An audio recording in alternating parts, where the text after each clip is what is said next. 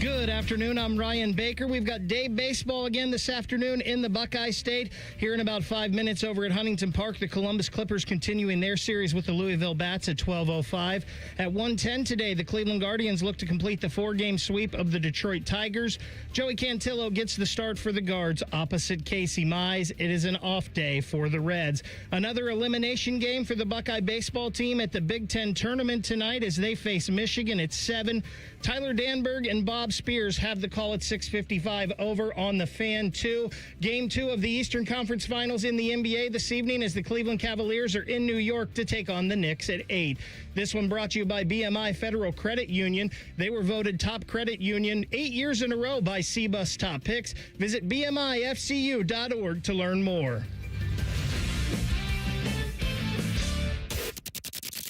It's time to add some spice to your nooner. Nooner funny. This is the place where big-time guests, bold opinions, and little cute doggies come together. This is Rothman and Ice. Sponsored by Pella Columbus, the #1 rated windows and doors in Columbus. All right, here we go. Rothman and Ice. Grab the baton and go. Anthony Rothman, Matty Ice Hayes, and the Loose Cannon. Boys, how we feeling? What up, what up? Feeling good. Feeling pretty good. Outside of an odd encounter that I had this morning in the sauna. We've had discussions before about etiquette at the gym and in a locker room. I need your help with this because I'm sitting in the sauna this morning. I'm in there by myself. TLC, was Larry Brown there? Go ahead, Matty. Sorry. So I'm in there by myself, and here comes an older gentleman. All righty. And I see him walking down the hallway, coming into the sauna doors. Wait, you see this from the sauna? You're there's like a door. out. Yeah, like a door you can see through. You see the hallway and clear and all door that stuff. or just a window? One of those saunas that's a door with a window. More of a clear door. Just a clear door. More of a clear door. So I see him go to the left, where all the hangers are, right? You hang your coat, whatever, and then you come on in the sauna. So he goes. Is this a dry sauna or a wet sauna? To the rack, right? Mm-hmm. And then he goes out of my vision. I can't see him anymore. But when he comes back and opens the door, AR, I look over, there's a crank right in my face. Larry Brown. The man was in nothing but his drawers and just came into the sauna and sat there. And I thought that was out of bounds. Just straight draws. Like, at least give me some shorts or something. We can't be going whitey-tighties in the sauna.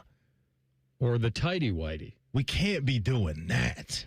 Wait a minute. All right. So the same underwear he was wearing to work out in, I'm assuming.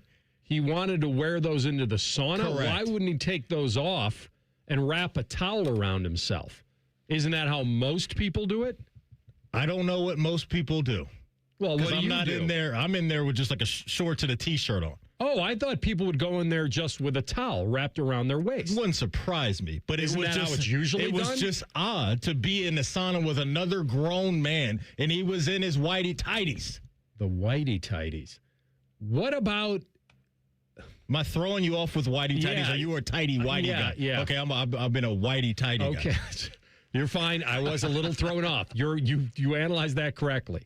Because I was distracted for a second. A couple times I was like someone trying to phishing me with an email or something. I got distracted. Here's what I know. First of all, I'm kind of questioning even wearing a shirt in there. I don't even understand that. When you go into a sauna, wet or dry, you're going in there with a towel wrapped around your waist, and you're sitting down. And you're sweating to the oldies. So you're just naked in a towel. No, you're not naked. You have a towel. Over what? Your underwear? Too? No, over your naked body. That's what I'm saying. You're naked in a yes, towel. But you're not visually naked. Yes, you are naked. But who goes into a sauna with clothing on? Your boy does. Really? Yeah. I could make like a cold sauna. Or they had, what was that scene in Couples Retreat when they went into it was almost like a. What is it? The cryo? No, what is that called? No, it wasn't really that, but it was where they're all sitting around and it's like snowing in there. And anyway, it was just weird. And maybe I'm he weird. Thought that's what. Maybe what is this guy doing with a shirt and shorts on in a sauna? Maybe he's telling the same story at lunch today to his employees. What were you doing? That I'm telling all of you guys right now. It was awkward. We weren't talking at all. There was nothing. Well, that's it was okay. just There's a lot of steam. I mean, it was just weird. I just thought it was a party foul, and I wanted to get your guys' take on it. That's all. But your team draws in the sauna. No, I'm team Nothing. draws. I'm team towel. Team no draws. Like, that's what it I is. feel like that's even less of a barrier. Towel, it's aggressive. Towel is pretty I aggressive. might be just old school. I can't imagine going into a sauna to sweat and having clothes on. Oh, yeah, we're doubling up. But you've already destroyed the clothes because you've already worked out in them. So it's like they're going to the I know, laundry but anyway. your body is trying to, your pores are open. You're trying to sweat out all the toxins, and you got a shirt on? No shirt. It would just be shorts. Or in this case, boxers. Maybe some mesh shorts or something. Something low rise. I'm mesh, willing to perhaps. accept my weirdness. Okay. I'm admitting that. But I just thought that was a hair aggressive. Maddie, That's what, all. what we've What decided. gym is this? This is at my apartment. Why, you looking to attend and make it a get on in there? Come on over. See what's happening? Yeah, what should I wear? Hey, Sounds like anything goes. Where is this community sauna? I need to know about this. I got to check it out. So, AR, you're like, he had too much clothes on. I think you had too much on, and he probably had, I don't know, he just had the wrong thing on. I just can't imagine going in there.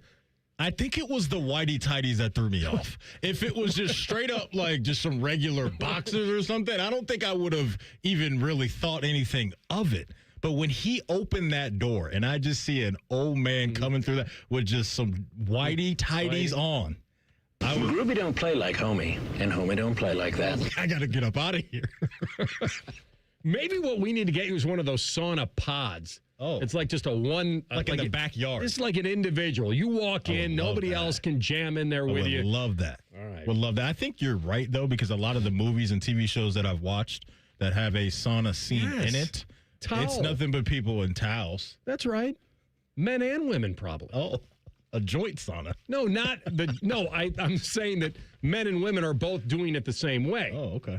They're both going in there with a towel. You may be on to something, though. Both parties, just everybody come on in.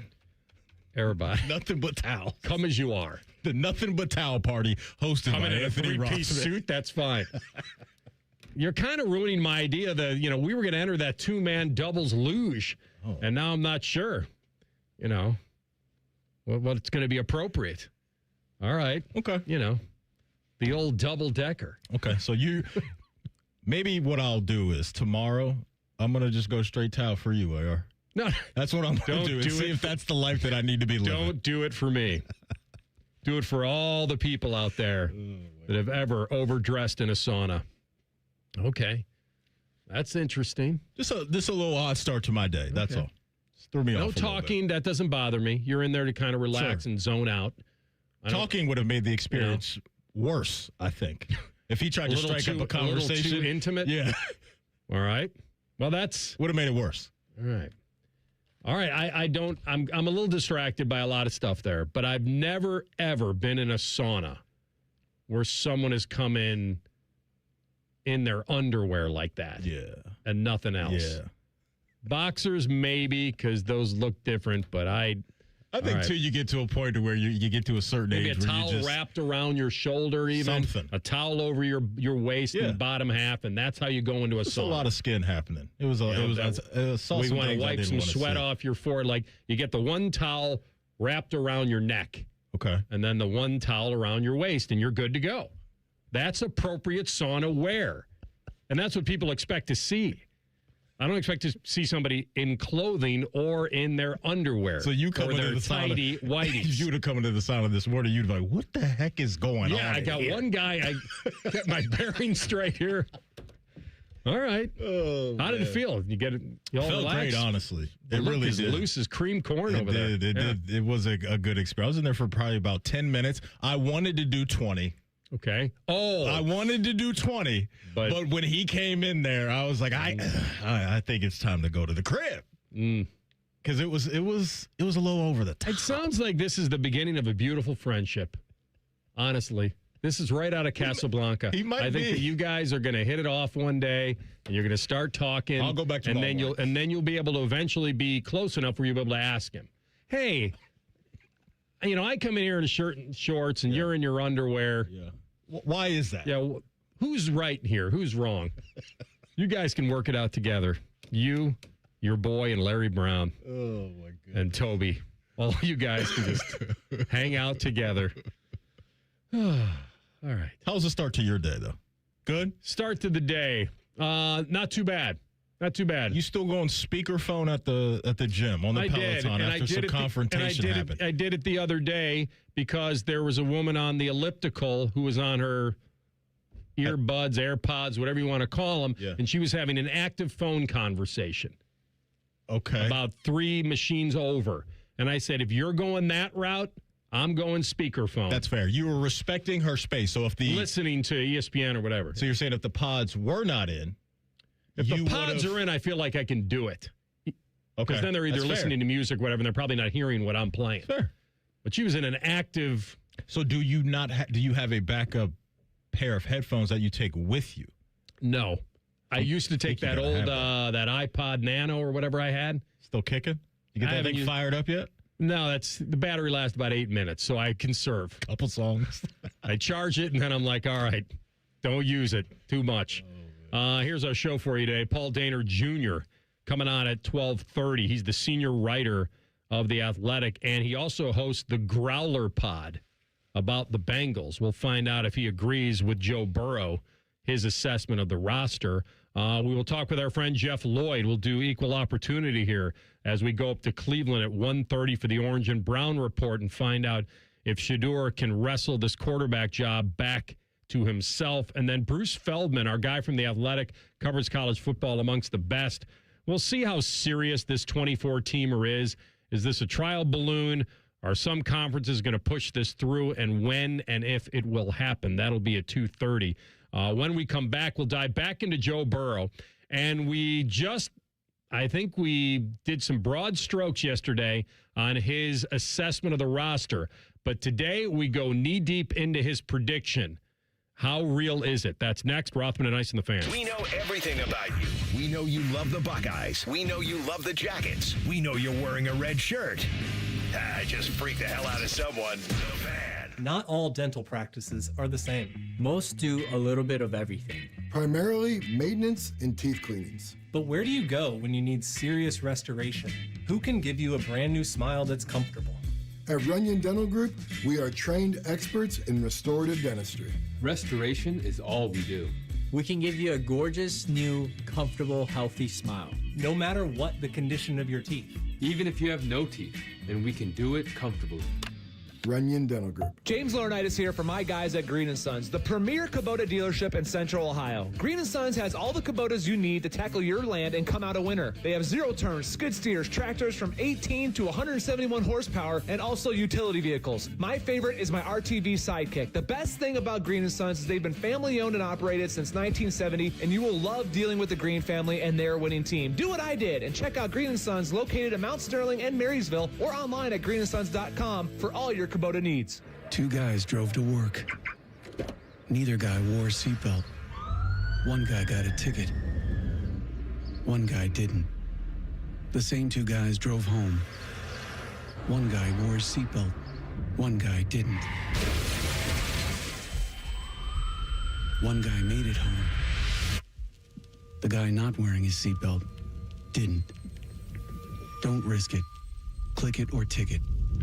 Paid for by NHTSA. Hey, I'm Pick. And I'm Bull. My partner here is making his first do-it-yourself fix-your-own-car video. How do I look? Like you need a shave. I'm serious. Go! Hey, this Friday through Monday during Dollar Days at Pick and Pull, every part you pick and pull from the yard is 50% off. You're such a DIYer and social influencer. From doors to fenders, every part is half off. Yeah. Seats are just $15. Doors are $25. Floor mats are just $1. Are you posing? Yeah, influencers pose. This Friday through Monday, fix your car yourself and save 50% off any part during Dollar Days at Pick and Pull. Family owned and operated.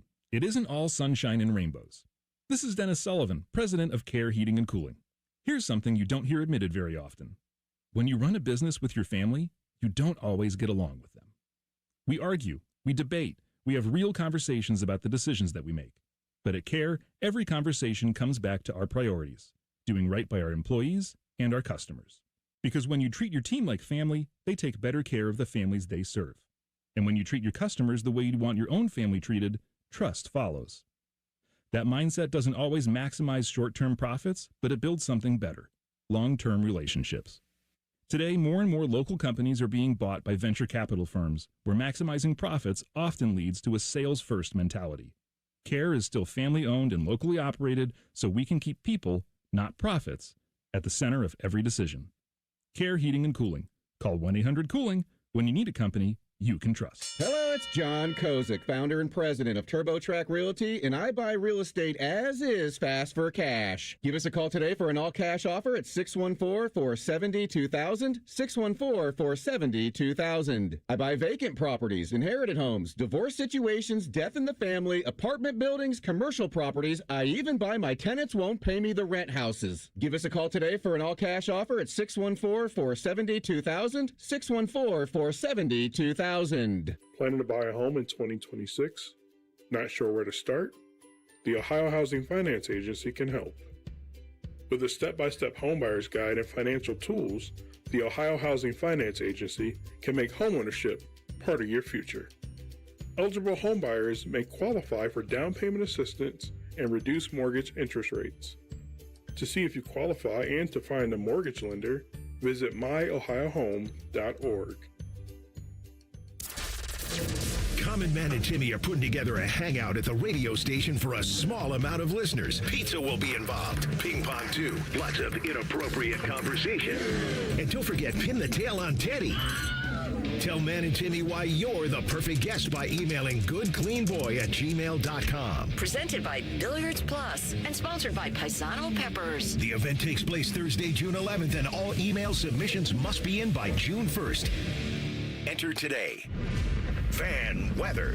From the Logan AC and Heat Services Weather Center. Expect cloudy skies to turn into sunshine throughout the day today, and temperatures will warm into the upper 60s to low 70s. For tonight, partly cloudy overnight with our lows down into the 50s, and for Friday, showers will be likely with even a few thunderstorms possible as we go throughout the day. Otherwise, mostly cloudy and breezy with highs in the low 70s. For The Fan, I'm meteorologist Meredith Garfalo with the 10 Weather Impact Forecast. If you haven't thought about Buckeye football today, I'm sorry to tell you that you're dead. Our condolences. Your home of the Buckeyes, The Fan. Their live golf team name is Ice Dogs. You're listening to Rothman and Ice. No, our new fantasy name is the Whitey Tighties. Talk to them. That's who we're going to be now. All right. The Bengals were 6-11 last year. They lost games, as you may recall, but it's more impactful when I repeat it. So they lost games when they scored 42, 38, 34. Mm-hmm. They gave up 492 points for the season. I don't know if that's I don't think it would be an NFL record, but it's certainly a team record. Where did that rank last year? That's a good question. I don't have that information. That had to be in the basement of the league or close to it. How could it not be? Let me see if I can find this for you. All right. It was, so the only two teams that were worse than the 492 you mentioned were the New York Jets at 503 and the Dallas Cowboys at 511. Even odder for the Cowboys, right? But the Cowboys did finish below 500. The Jets were stinky. Yeah, a mess. And we know what the Bengals are. They're a superpower on offense, and they completely counter their own team with a bad defense. And that's why I said, and I stuck with it, that I would have, I wanted them to pick one or the other. And to me, it was Trey versus T. That was for me. Now, from an age standpoint, maybe it didn't make a whole lot of sense, but I'm like, hey, don't weaken a weakness. Yeah. Like, try to get that up a little bit. So when they offset the loss of Trey Hendrickson by acquiring a 3-time Pro Bowl defensive tackle, I was like, all right, they're serious. This is big. They just traded the 10th pick. They're in a win-now situation, and they know what Burrow is and what they have, and then they pair him with Jonathan Allen, and I don't know how they can't be better. I don't. I really don't. They signed Boye Mafe on the, I'm telling you, they drafted Cassius Howell at 41. They signed the chief safety, Brian Cook. Like, there is no way they can't be better. unless they're not healthy. Mm-hmm. But I'm going on the hypothetical that this defense is much better. Now, Burrow at the presser yesterday slid something in that while you wouldn't hold him to it, and every quarterback would probably think this, but maybe they all wouldn't say it. At least not now in late May. Like, it was just odd the way but he's very deadpan in his delivery, and he's ultra confident, and that's what most fans would want their quarterback to say, especially a guy that could back it up if he's healthy. So let's listen to Joe Burrow yesterday, and this is after just the stuff about I think we're talented. Talk about the idea of trying to elevate the Bengals onto a bigger platform during the course of your career. Do you think that the Bengals are in a better spot now than they were years ago, and how much more work is there to go in that? Definitely. I think the number one thing is you have to win. And we're going to go win a lot of games this year and play great and win a Super Bowl. And, everything that comes with that comes with that. So we're just going to win the Super Bowl, and then we'll be great, and we'll deal with it. And then our expectations will go way up because we'll win one, and then maybe we'll win another, and maybe we can go back to back. And who knows, I mean, I like it down here in Cincinnati, and, I'm a Bengal, I'm an Ohio boy, and, nothing would make me prouder than delivering a Super Bowl to Cincinnati, and we're just going to go out and win it because those things are pretty easy when you're talented. And, we're in a good division. It's competitive, but, who's better than us? Like, what? It's that easy, huh? I mean, I can't even believe that just slipped in. Not we're going to try, or our goal is to contend for a Super Bowl, or I feel like we can. Mm-hmm. We will win it. I'm not surprised. Honestly, I'm not, because this is who he is. He's a confident guy that's not going to be shy at all to let us know what he thinks about himself and what he thinks about the team. This is the same guy that told all of us a couple of years ago that the Super Bowl window is my entire career. So this is just his mindset. Like, he's not going to shy away from any of this stuff. You and I believe, maybe 2-3 years ago, sat here and we were surprised that he spoke to the media about, remember, they had to rack up a whole bunch of wins to possibly get into the playoffs, and he was doing the math, like, publicly. Like, we can go win 7 games in a row, 6, whatever it was, and he was saying those things. So this is just who number 9 is. He knows how good he is individually, but I also think, because of what you laid out, that he is really charged up about what they can be based off of the players that they brought in, and probably what he thinks can happen with some of the year 2 and year 3 guys as far as developing and closing the gap on some of these teams, because I think that's really what's going to raise the floor and lift the ceiling for this team. For sure, the guys that you mentioned, I think Dexter Lawrence will be a dude for them. All the other guys are going to be unknowns until we see them consistently do it.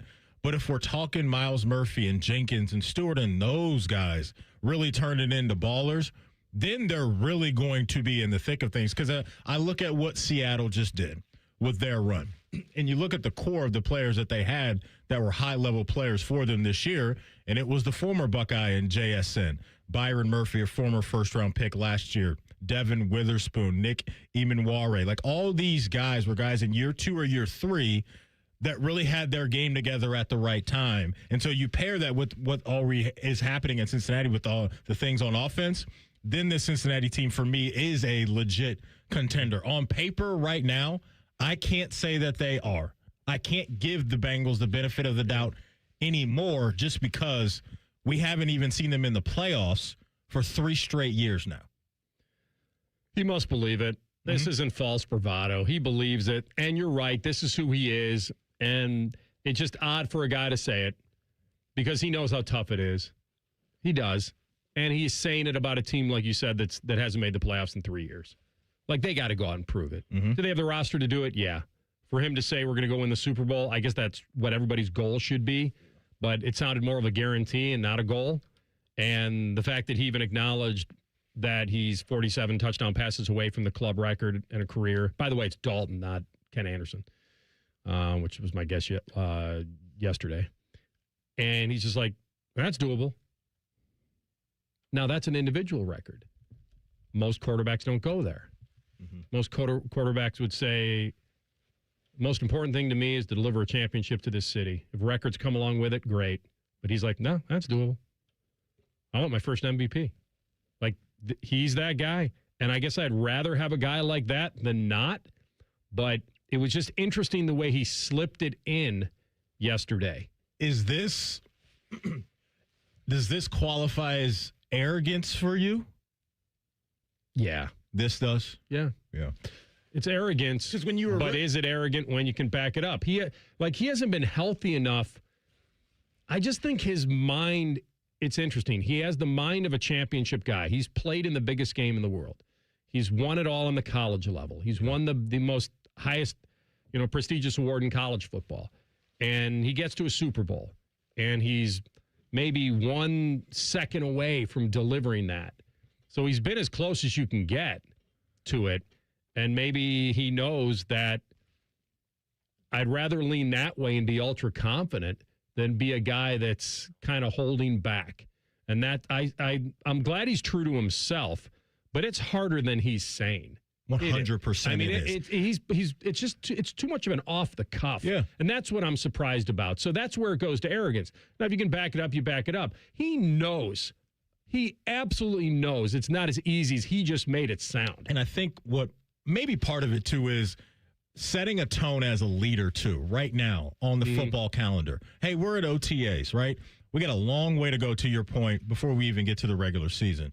But me as the leader of this team, I'm letting all you guys know, as my teammates, I believe in you, and I believe in this specific core that we can win the Super Bowl this year. And I think if you're one of his teammates and you hear him publicly say that, that can, I think, work well in a locker room when it comes to confidence from number 9, that everybody feels that. Bills, Ravens, Chiefs, Chargers, Houston, Patriots New are here England. now. Yes. Like, he really made that sound like it's ours to lose, and you are all playing to take it from us. And it should be the opposite. Yeah. Interesting stuff, but I appreciate it, man. I appreciate that he's not shy at all. I want you folks to listen closely if you are in the headspace right now of wanting to find a new vehicle, because I want to direct you to the McDaniel GM Superstore in Marion, where they have over 200 new vehicles on their website right now. I got my new car from the McDaniel GM Superstore up in Marion, and it was just a great experience. The team up there is awesome. They're really down to earth. They're great at their job, and they'll get you headed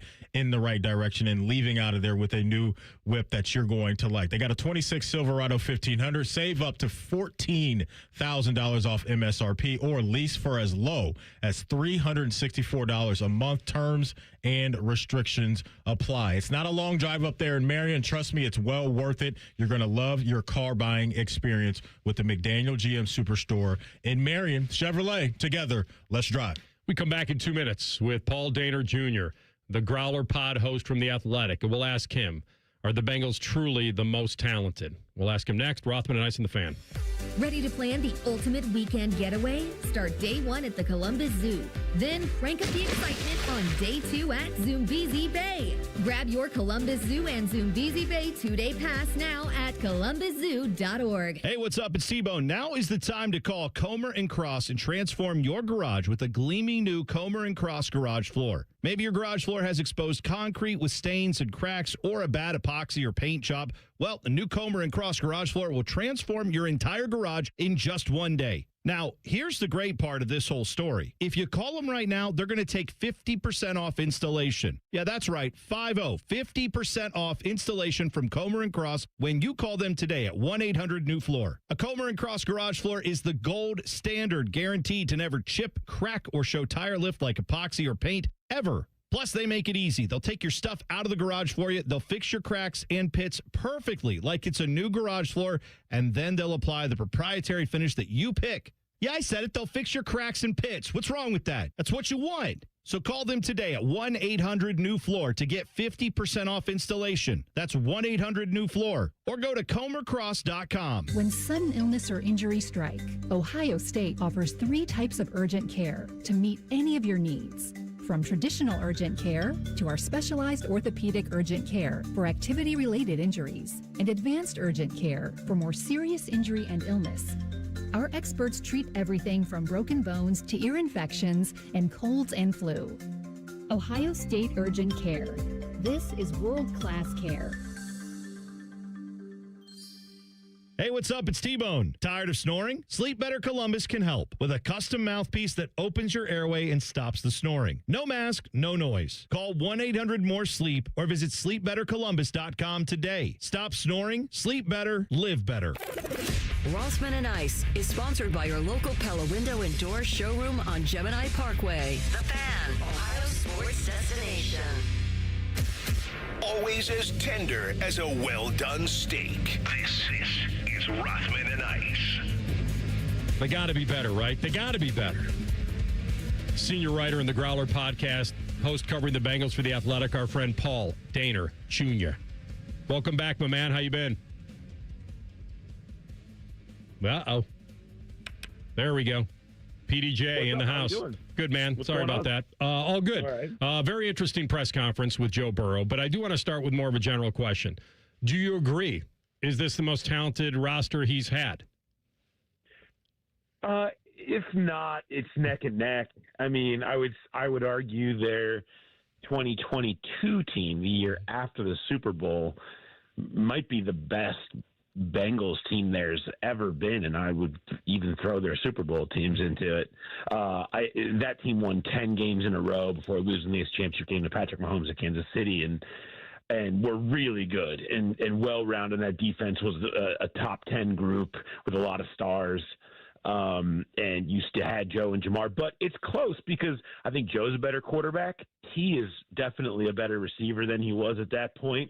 I think this defense has the potential. I mean, it's all under the guise of that, right? Like if all of these defensive pieces, if this defensive line comes together with all the pieces that they've thrown in there, it has a chance to be really good. And if that's the case, and you have an offense with 11 starters coming back, including the just extreme weaponry they have in the passing game, yeah, I mean, it feels like it's probably a fun debate to have, but the bottom line is this.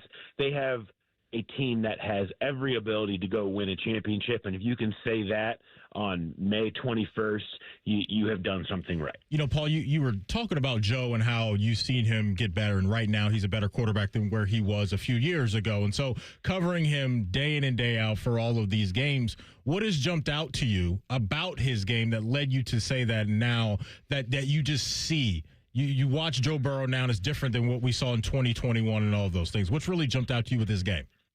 Well, he's evolved it. And, you know, early in his career, you know, he would drop back and it would be throwing go balls to Jamar and T and just giving them a shot to go play.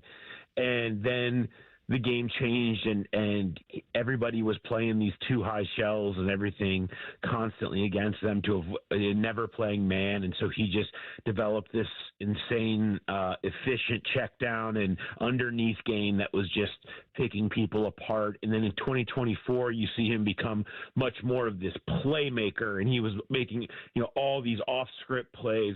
He has all of those tools and avenues in his bag because over different years and portions of his career, he's been asked to and evolved in a way to use all of those. And now he's a guy that can go to wherever he needs to go win a game, and has done that for long periods of time over the course of his career, and can move the direction of this team's offense in whatever direction it needs to go depending on their personnel. And so when you have that at your disposal, you're just more well-rounded. He can do all of those things at elite levels, or has at least. And so the ability to just be so diverse and understand exactly what everybody's trying to do to you and having the tools to go pick those teams apart, yeah, it makes him a much harder quarterback for any defense to deal with. Paul, are they listening to him, or do they just know what they have in him and they lean into this investment? You know, since Joe has gotten here and emerged, they have been very cognizant of wanting him to feel like he is a big part of the process, and he is. That's not lip service. I mean, they go to him with the moves they want to make. They ask him to help when they're trying to recruit or get guys. That's been the case over the years and still is.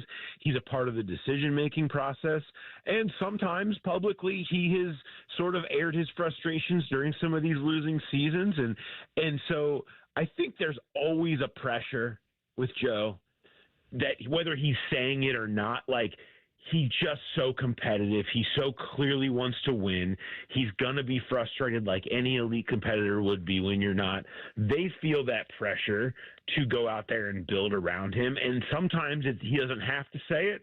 And sometimes he's going to be louder about saying some things if he feels like it's a decision that they're in between. And I think that was largely the case in the offseason of T and Jamar's extensions, where that was where this became most prevalent and most public.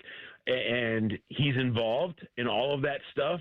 They care about his opinion. They care about doing right by him, but they're all inevitably trying to do the same thing, and that's trying to build a team. I do think he has pushed them, though, certainly in the direction to do certain things that maybe they wouldn't have over the last couple of years. What did you think of his slipping in that Super Bowl prediction? It was very under the radar. It was a question about international games, and in the middle of it, he just throws a Super Bowl prediction in there for us. You almost missed it.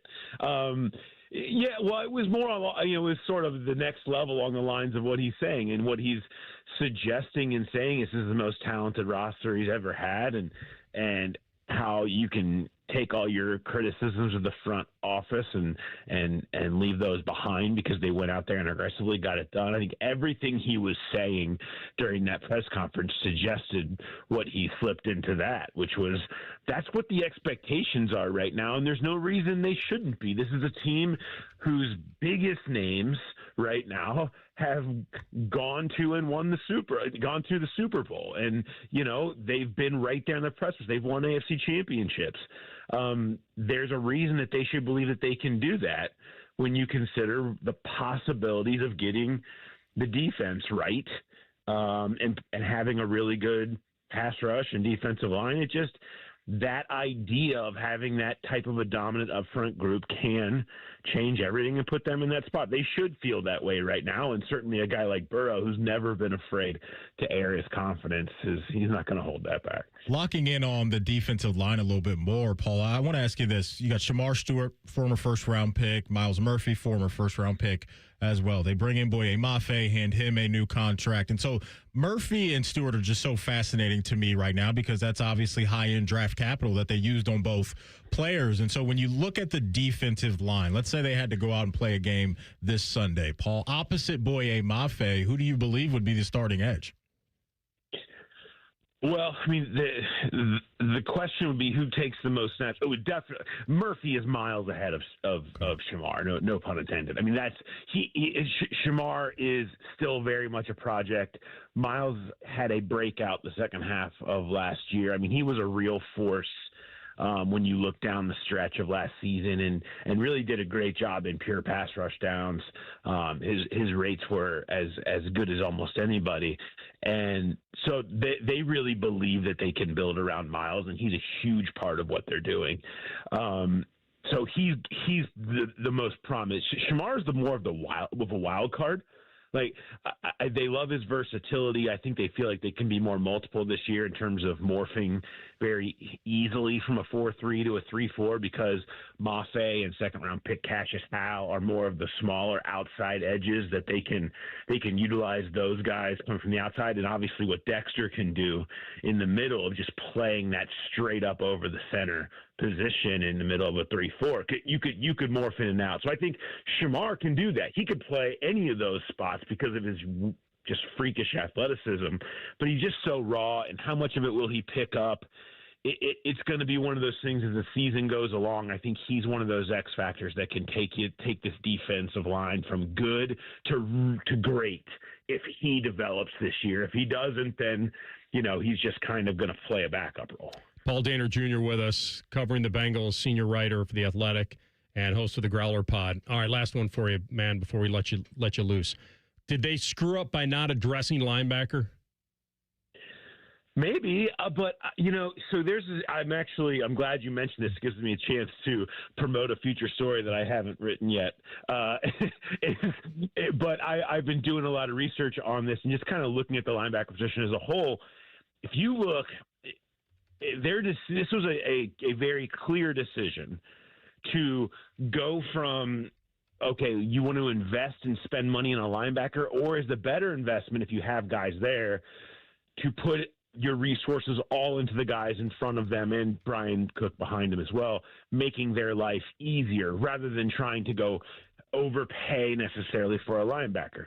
Now, they probably could have tried to do both, but that's not the point. If you look at Seattle, if you look at Houston, if you look at, to a lesser extent, Philly, the Rams last year, all these teams that really built up these dominant fronts, look who their starting linebackers were going into the seasons that they won Super Bowls, seasons they had some of the best defenses in football. They're guys who were journeymen, undrafted free agents, young players who hadn't necessarily even been great before that you hadn't heard of. Guys like Drake Landman and Spates, Omar Spates, they're names that you wouldn't know any more than anybody else that didn't have some pedigree.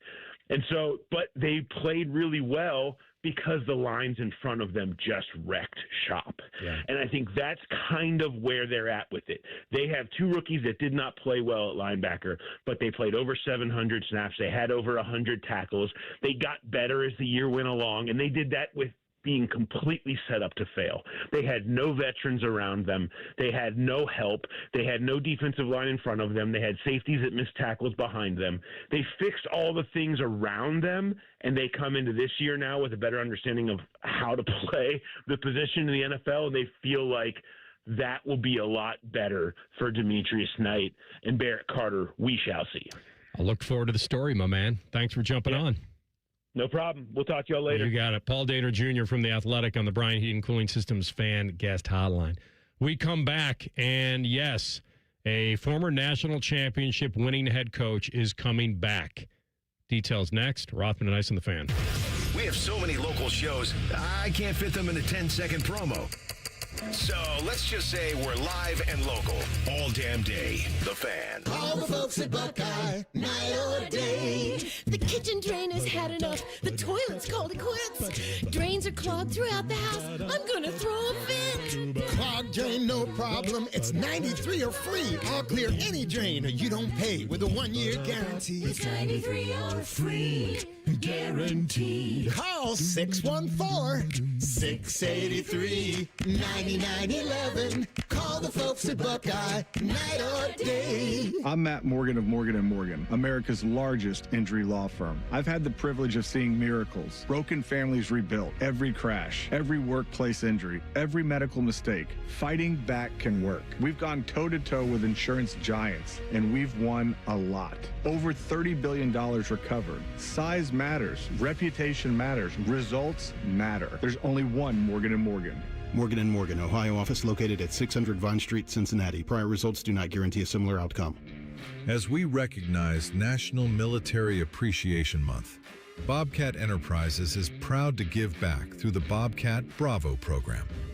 Eligible military and service members could receive special discounts on qualifying new Bobcat equipment. You answered the call. Now it's our turn to say thank you. Visit us online at bobcatent.com to find your local dealer. I love Right Pack Credit Union because they're solution driven. I feel valued as a member. They're focused on the latest technology and the personal connections. Experience benefits that go beyond banking with Right Pack Credit Union. Just ask our actual members. I definitely recommend Right Pack to all my family and friends as a credit union of choice. Visit one of our Columbus area Right Pack Credit Union member centers near you. Based on individual members' experiences, results may vary. Hey, it's Bobby Carpenter. Summer savings are heating up at Germain Toyota of Columbus. Right now, drive home in the rugged 2026 Toyota Tacoma for just $299 financing for up to 48 months, or turn heads in the sporty and stylish 2026 Camry XSE. Lease it for only $399 a month for 36 months with $39.99 due at signing and 10,000 miles per year. So whether you need truck capability or sedan comfort, Germain Toyota has the next ride waiting. Germain Toyota on the corner of I-70 and Bryce Road, or online at germaintoyota.net. Newman Roofing, as part of their 2026 Commitment to Community initiative, is proud to partner with 10 TV and The Fan to relaunch Raise the Roof, honoring local heroes. This week's honoree is Gus Teller, a freshman history teacher at Olentangy who truly builds community.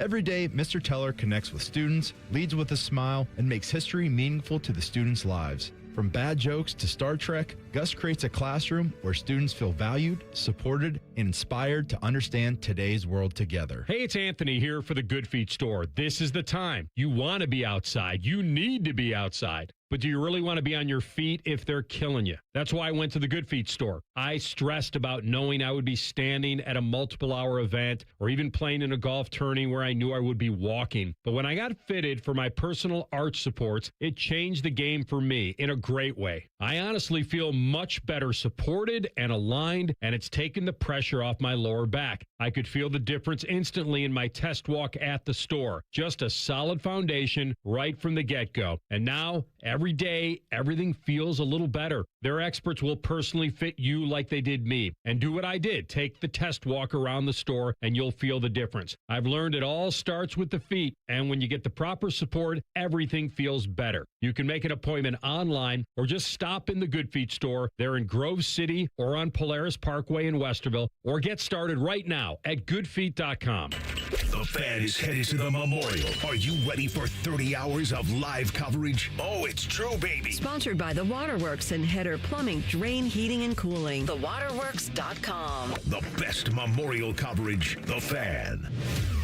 The Fan Poll is sponsored by JT's Pizza and Pub, home of award-winning pizza and $2 tall boys. All day, every day. You're listening to Roastman and the Icebreaker right here on 97.1, The Fanification. And we don't get fooled again. That's the team right there. The Roast Man and the Icebreaker. We don't get fooled again. That's the team.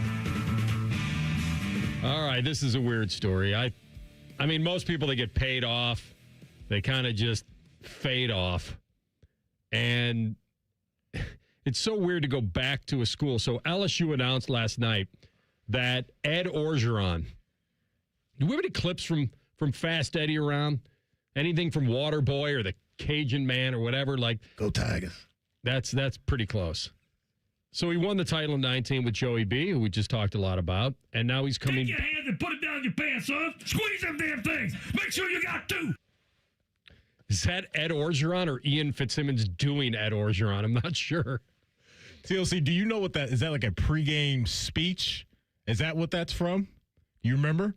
Or do you That was Coach O on Bustin' with the Boys telling the story of how he had a good relationship with Joe Burrow's brother. That's right. Yeah. And Joe Burrow's brother was like, Coach, I want him to go to LSU, but, you know, it's his decision. And Coach O is telling him, hey, man, you go in that room and you tell your brother that he's coming to LSU. Take your hands and put it down your pants, son. Squeeze them damn things. Make sure you got two. Do you remember when they bought him out and it was like 17 million, I think? Yeah. And he's like, we're going to give you that. And he's like, what time do you want me to leave? Which door do you want me to walk out? That's right. What time do you want me out of here? There's a box to put your crap in. You know, AR, I've always said for years, that has to be one of the best things in sports. In the world, actually. It's never great to be fired. But it's quite a nice parachute. Correct. Yeah. And that's why if you're Coach O, like that's the mindset. Like, okay, like, hey, I won a natty here. There was no doubt some dicey stuff going on, which led to the firing. Like outside of the lack of wins and all of that stuff, there was, you know, Title IX stuff that popped up and off the field stuff that popped up that was his own doing, right? With altercations and stuff that was going on. Coach O he was outside, as the kids say. Coach O was outside, but here he is now back in the mix, and I could understand why Lane Kiffin would want to make this move. We talk now in the world of NIL when traditional recruiting, is that even a thing anymore with how much money is being thrown around? I do think, though, that having a guy like Coach O around can help some of that. I think it can. He's got a little bit of that mascot-ish vibe to me going on. There's always a high level of energy, and I'm sure if you had a conversation with the guy, he probably went over a lot of people with just how he goes about things. He's an interesting guy. And so I understand this move for Lane Kiffin. I do. It's a guy that knows what it takes to win at the highest level there, but also I think there's a lot of people that really love Ed Orgeron, especially down there in Baton Rouge. He's old school, good and bad and ugly. There was a lot there. A lot of allegations. Oh, yeah. A lot of denials. Mm-hmm. A lot of lawsuits and lawsuit dismissals.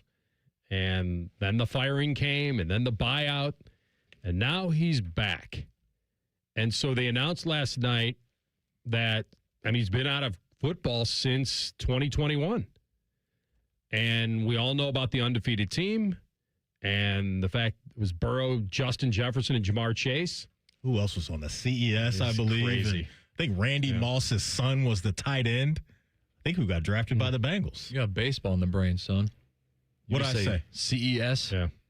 Christian Encarnacion Strand is back there toting the rock. Clyde Edwards-Helaire. Yeah. The running back for LSU. Actually, Maddie, you got that wrong. You were the one that drafted him in fantasy. It wasn't. I did, and I'll never forget this. I believe the fact that I remember that is amazing. I want to say that first game, he was great. I want to say they played Houston. It was the pick of the year. Now we got to go back and figure out, because the line that he put together, so that would be the 2020 season, the 2019 season. So 2020 season, right? That he would have been probably in the NFL. Yeah. So do you have that game, Eric? Because I just want to go back and see what the line was that day. What his box score was? I remember I was riding high after that I think game. he scored multiple touctouchdowns. I don't know if his box score was great. Oh, is this the first game of his career? Maybe I'm wrong. Maybe he was over 100. 25 for $138 and 1. Oh, he only had one. Okay. I remember when that happened, and I looked at you and said, pick of the year. Man. And then what happened? And then he only went over 100. Actually, he only went over 70 yards 2 more times the rest of the year. Mm. Yeah. Humbled me. Not many guys in football history have gone over 100 in their first game. I don't believe. Mm-hmm. I mean, there are several famous names that have, but not that many. He only finished the year, CEH did, with 4 touchdowns.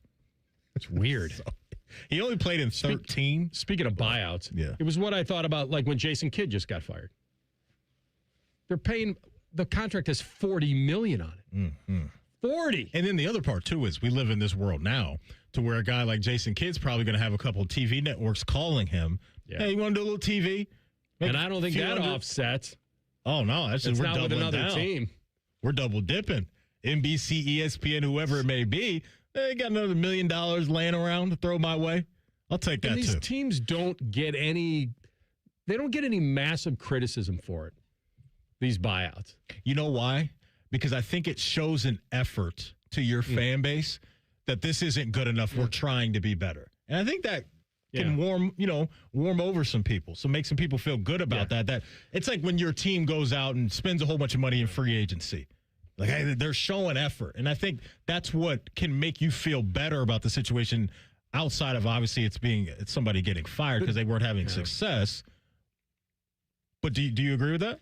I do agree with that. I think it's a good point. I think in college, I don't like it. In college, they go to the donors and they empower them. Okay, you're going to be a part of this decision. Can you help us buy this coach out? What do you think if we hire this guy? Because all they want is their money. So they're just buttering them up. In the NFL, the owners are just like, okay, we'll eat this. Mm-hmm. You know, we'll eat fines, we'll eat buyouts. Yeah. And they're not going to their fans. Now, do sometimes ticket prices go up? Absolutely. And that's where some of the criticism I would have, because everyone's going to pay for it. It's like these sports teams are like shoplifting. And like, you're going to pay for this somewhere.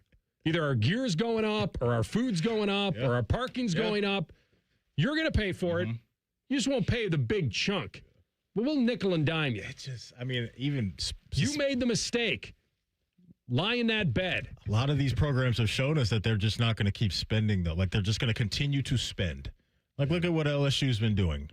You go from Coach O to Brian Kelly to now Lane Kiffin. All of those guys, really, really expensive. So I think at premier programs like this, they're always going to put their best foot forward, both financially and what they try to do on the field. All right, we'll carry this over to the top because beyond the obvious connection, he's got deep ties to this guy. We'll mention that.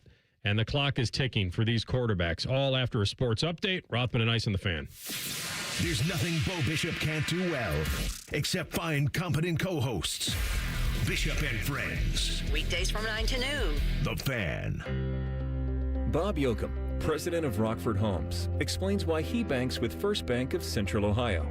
Anytime you're dealing with a local bank, it's about being able to pick up the phone and talk to real people. That is a huge pro. You know, when you get into these bigger banks, that doesn't happen. Experience what it's like to be first at First Bank of Central Ohio. Visit fbcentralohio.com for more details. Member FDIC, an equal housing lender. Hey everybody, it's Jeremy Birmingham from the Austin and Berm Show on 97.1 The Fan. Memorial Day is this weekend, and that's the real start to summer. It's happening whether the waistband is ready or not. And look, I'm a pro cookout, pro burger, pro hot dog, cold drink, somebody burning chicken and calling it grilled type of guy. That's not the issue. The issue is starting another summer feeling like you're hiding in your own clothes. I've been there and I didn't love it. Awaken 180 changed that for me. I lost 40 pounds, and I didn't do it by becoming a monk or eating steamed punishment 3 times a day, and I definitely didn't do it by adding another medication. This is all natural and a healthy way to change your life. Awaken 180 gave me the full game plan, a coach for adjustments, and a way to lose weight while still living like a human being. So here's the blunt version. Summer's basically here. The pictures are coming, the cookouts are coming. You can either make the same promise to yourself again, or you can actually do something about it. Enjoy the summer, enjoy yourself.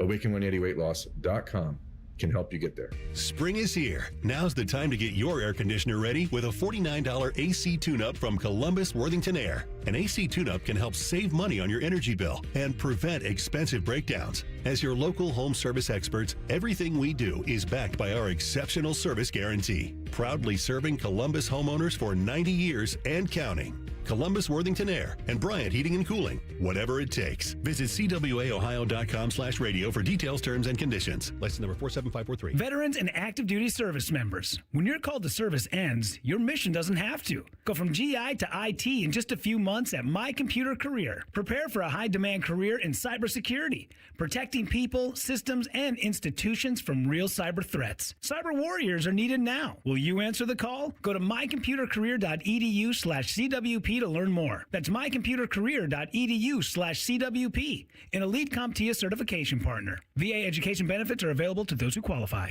Recalculating route. Estimated arrival time. Never. For people with nasal congestion, snoring, or sleep apnea, finding a solution feels like a never-ending road trip. First stop, my primary doctor. Then the pharmacy. Then a sleep specialist. Then an ENT. What if there was just one destination for all your problems? Welcome to Advent, your one-stop solution for nasal congestion, snoring, and sleep apnea for over 20 years. Unlike many other practices, we focus exclusively on these conditions, so you get comprehensive care in one location. Over 95% of patients with severe nasal breathing issues report improvement. Plus, most insurance is accepted for our effective 20-minute in-office treatments. You have arrived at Clear Breathing. Hey, it's Common Man. Everybody's talking about affordability these days, but the good news is you'll find hundreds of vehicles that fit your budget at GoGermain.com. Drive home in a new sedan starting at just $139 a month. New SUVs from only $189 a month, or a truck for as low as $329. Plus, choose from over 1,700 new and pre-owned vehicles, all priced under $30K, and it's only at GoGermain.com. And with their $1,000 price promise, no one's going to sell you a car for less. Go see my friends today. GoGermain.com. Hello, I'm Ozempic. And I'm other GLP-1s, kind of like him. Hey, are you shaking a maraca? No, I'm shaking the pill version of Ozempic, which no one should ever do except in ads like this. A nice disclaimer. Hey, thanks. Ask your doctor about which FDA-approved uses of the Ozempic pen or pill may be right for you. Call 1-833-OZEMPIC or visit Ozempic.com to view the medication guide and learn more about Ozempic semaglutide tablets, 9 milligrams, and Ozempic semaglutide injection, 2 milligrams. There's a pill version of Ozempic. Indeed presents hires you can't afford to get wrong, like a data analyst. Hey, what model did you use for these quarterly projections? Astrology. If Mercury's in retrograde, sales tank. If Venus is rising, we crush Q4. You built our revenue forecast off horoscopes? Yeah, the Zodiac never lies. This is the job for sponsored jobs. This is what happens when you don't sponsor your job on Indeed. Next time, get matched with quality candidates with Indeed sponsored jobs. Visit Indeed.com/hire now and sponsor your job today.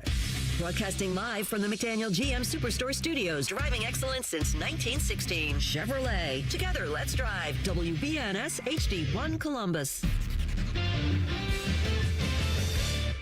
Good afternoon. I'm Ryan Baker. Going on right now over at Huntington Park. The Columbus Clippers continuing their series with the Louisville Bats. They're in the bottom of the fourth inning, and Khalil Watson's solo home run just tied the game at 1. In about 10 minutes up in Detroit, the Cleveland Guardians looking for their 6th straight win and to complete the sweep against the Tigers. Joey Cantillo versus Casey Mize, the pitching matchup. Out in Omaha, another elimination game for the Buckeye baseball team tonight. They take on Michigan at 7. You can hear it live over on the Fan 2 beginning at 6:55 with Tyler Danberg and Bob Spears. Game 2 of the NBA's Eastern Conference Finals tonight in New York as the Cleveland Cavaliers face the Knicks at 8. New York won Game 1 in a historic comeback fashion. Also at 8, Game 1 of the Eastern Conference Finals in the Stanley Cup playoffs down in Carolina as the Hurricanes host the Montreal Canadiens. Breaking sports news on the Fan, Ohio sports destination. Dog friendly. And if you ain't down with that, this is Rothman and Ice. Second hour of the program. Glad you're along. Jeff Lloyd talks Brownies with us at 1:30 from the Orange and Brown Report. Wanted to get back into a little bit of the Ed Orgeron thing, going back to LSU to be with Kiffin. Kiffin's Ole Miss exit was a mess. He left a team just before the playoff. That doesn't happen very often. I know with the calendar, everything's screwed up, and you got to go if you got to go. And then he wanted to coach it, and then he was all like weird, and I don't know what he felt like that maybe he should have been able to. And then he was trying to peddle us the lies that the players wanted me to be there. And some of the guys on his staff stuck around and still coached that team. It was really impressive how Ole Miss and Chambliss and all those guys were able to rally and bounce back from that, right? Because that could have demoralized some players in locker rooms when that guy leaves, because it does seem like a lot of players really like playing for Lane Kiffin. And so that Pete Golding stepping in that situation and stepping up and having that team lock in the way that they did, I was impressed by that, AR. But yeah, it was wild, and that's why we've been talking so much, and there is so much talk about the college football calendar and how it's just so wacky right now, to where you can have that situation happen towards the end of the year. You can have what happened with Ohio State with Hartline and all that, and even outside of the coaching staff stuff, it's the portal situation too, where guys can leave before the play. Like, it's just, they got to find a way, I think, AR, to make that cleaner, because right now it's just a little murky. Is that the most, where would that be as far as anticipated games this year for you? What's that? Which one? Ole Miss hosting LSU. Got to be top 5. In hype, anticipation, the fact that Kiffin and Ole Miss and what he has said recently. Yes. I'm looking at the schedule right now, and I'm thinking that, to me, just off the top of my head, no question. First of all, the rivalry itself is rejuvenated between Ole Miss and LSU, just because of that. Yeah. So they're meeting on September 19th. Must-see TV. Has to be. Game day will be Night there. Game. Big noon kickoff, I'm assuming. Well, everybody that is anybody is going to want to be there. Then we're all going to want to watch the game. And what's going to be great, too, is you have a guy in Lane Kiffin that's not going to run from any of that stuff. If anything, he's going to lean into the dramatics. He's going to lean in to any of that stuff that's going to pop up his way. Like Lane Kiffin, he's not shy. We know that at this point in his career. So everything leading up to that game is going to be amazing. The press conferences, the players, what they're saying, especially the players that are back at LSU or back at Ole Miss that didn't go over to LSU. Ed Orgeron reminds me in a smaller level of when Ditka was at his height with the Bears. I could see that. And that everything became about him. Now, Ditka was a former Bear great. So it was a little different. He wasn't just some coach that came in and became a legend. He was a legendary tight end for them. And so there was a lot of a history. But for young people, they wouldn't have known that anyway. But The rise and fall of Orgeron reminds me of the rise and fall a little bit of Ditka, in that you get a guy who gets to the top of his profession. I mean, I'm talking about the peak. Ditka was as big in Chicago as Walter Payton. Like, he was that big. And the popularity of these two guys, and then you add this entitlement I felt, and I think that's what happened. I think the worlds kind of collided, and I think that Orgeron has probably been away long enough to kind of learn from that. Now, he's at a much lesser level. He's not the head coach of the team. And so I don't expect some kind of repeat. And you're right, they will kind of put him out there as kind of a little bit of a human mascot 100%. In recruiting. And he's a born-on-the-bayou guy. Yeah. So get him out there on the recruiting trail. Guys come in for official visits. You have him rolling around. Couple, let him dance on a ball or something. Whatever. He's probably into all of that stuff. But I see the vision for what Lane Kiffin wants to do when it comes to this role for Coach O. But you brought up something that I think is interesting. In the faces of programs, either at the college level or the NFL level, I think the college level lends itself more towards that than the NFL does. Like, when you think about a lot of the faces of NFL teams, there aren't a lot of teams that I could think of that I would think of the coach first. For college football, I think that's a little different. Like, when I think about those brands. Well, the guys used to stick around longer, so it helped them. The Paternos, the Bowdens, the Urban Meyers, the Nick Saban. 100%. Like, they were here forever. Even now, like, when you throw out, I don't know, LSU, or you throw out Ohio State, or some of these, like, what do you think of first? And I think college is more, for me, the head coaches than in the NFL. Well, the pros we went through that argument with Belichick and Brady. Yeah. It was such a stupid argument. Like, he's a great legendary coach. One guy may be the best to ever play the position. And people were debating whether it was Brady or Belichick. It was always Tom for me. You could bring in an above average head coach and win some Super Bowls with him, I would think. And I'm not trying to crush Belichick, but the fact that people were debating whether it was the coach or the player at that point.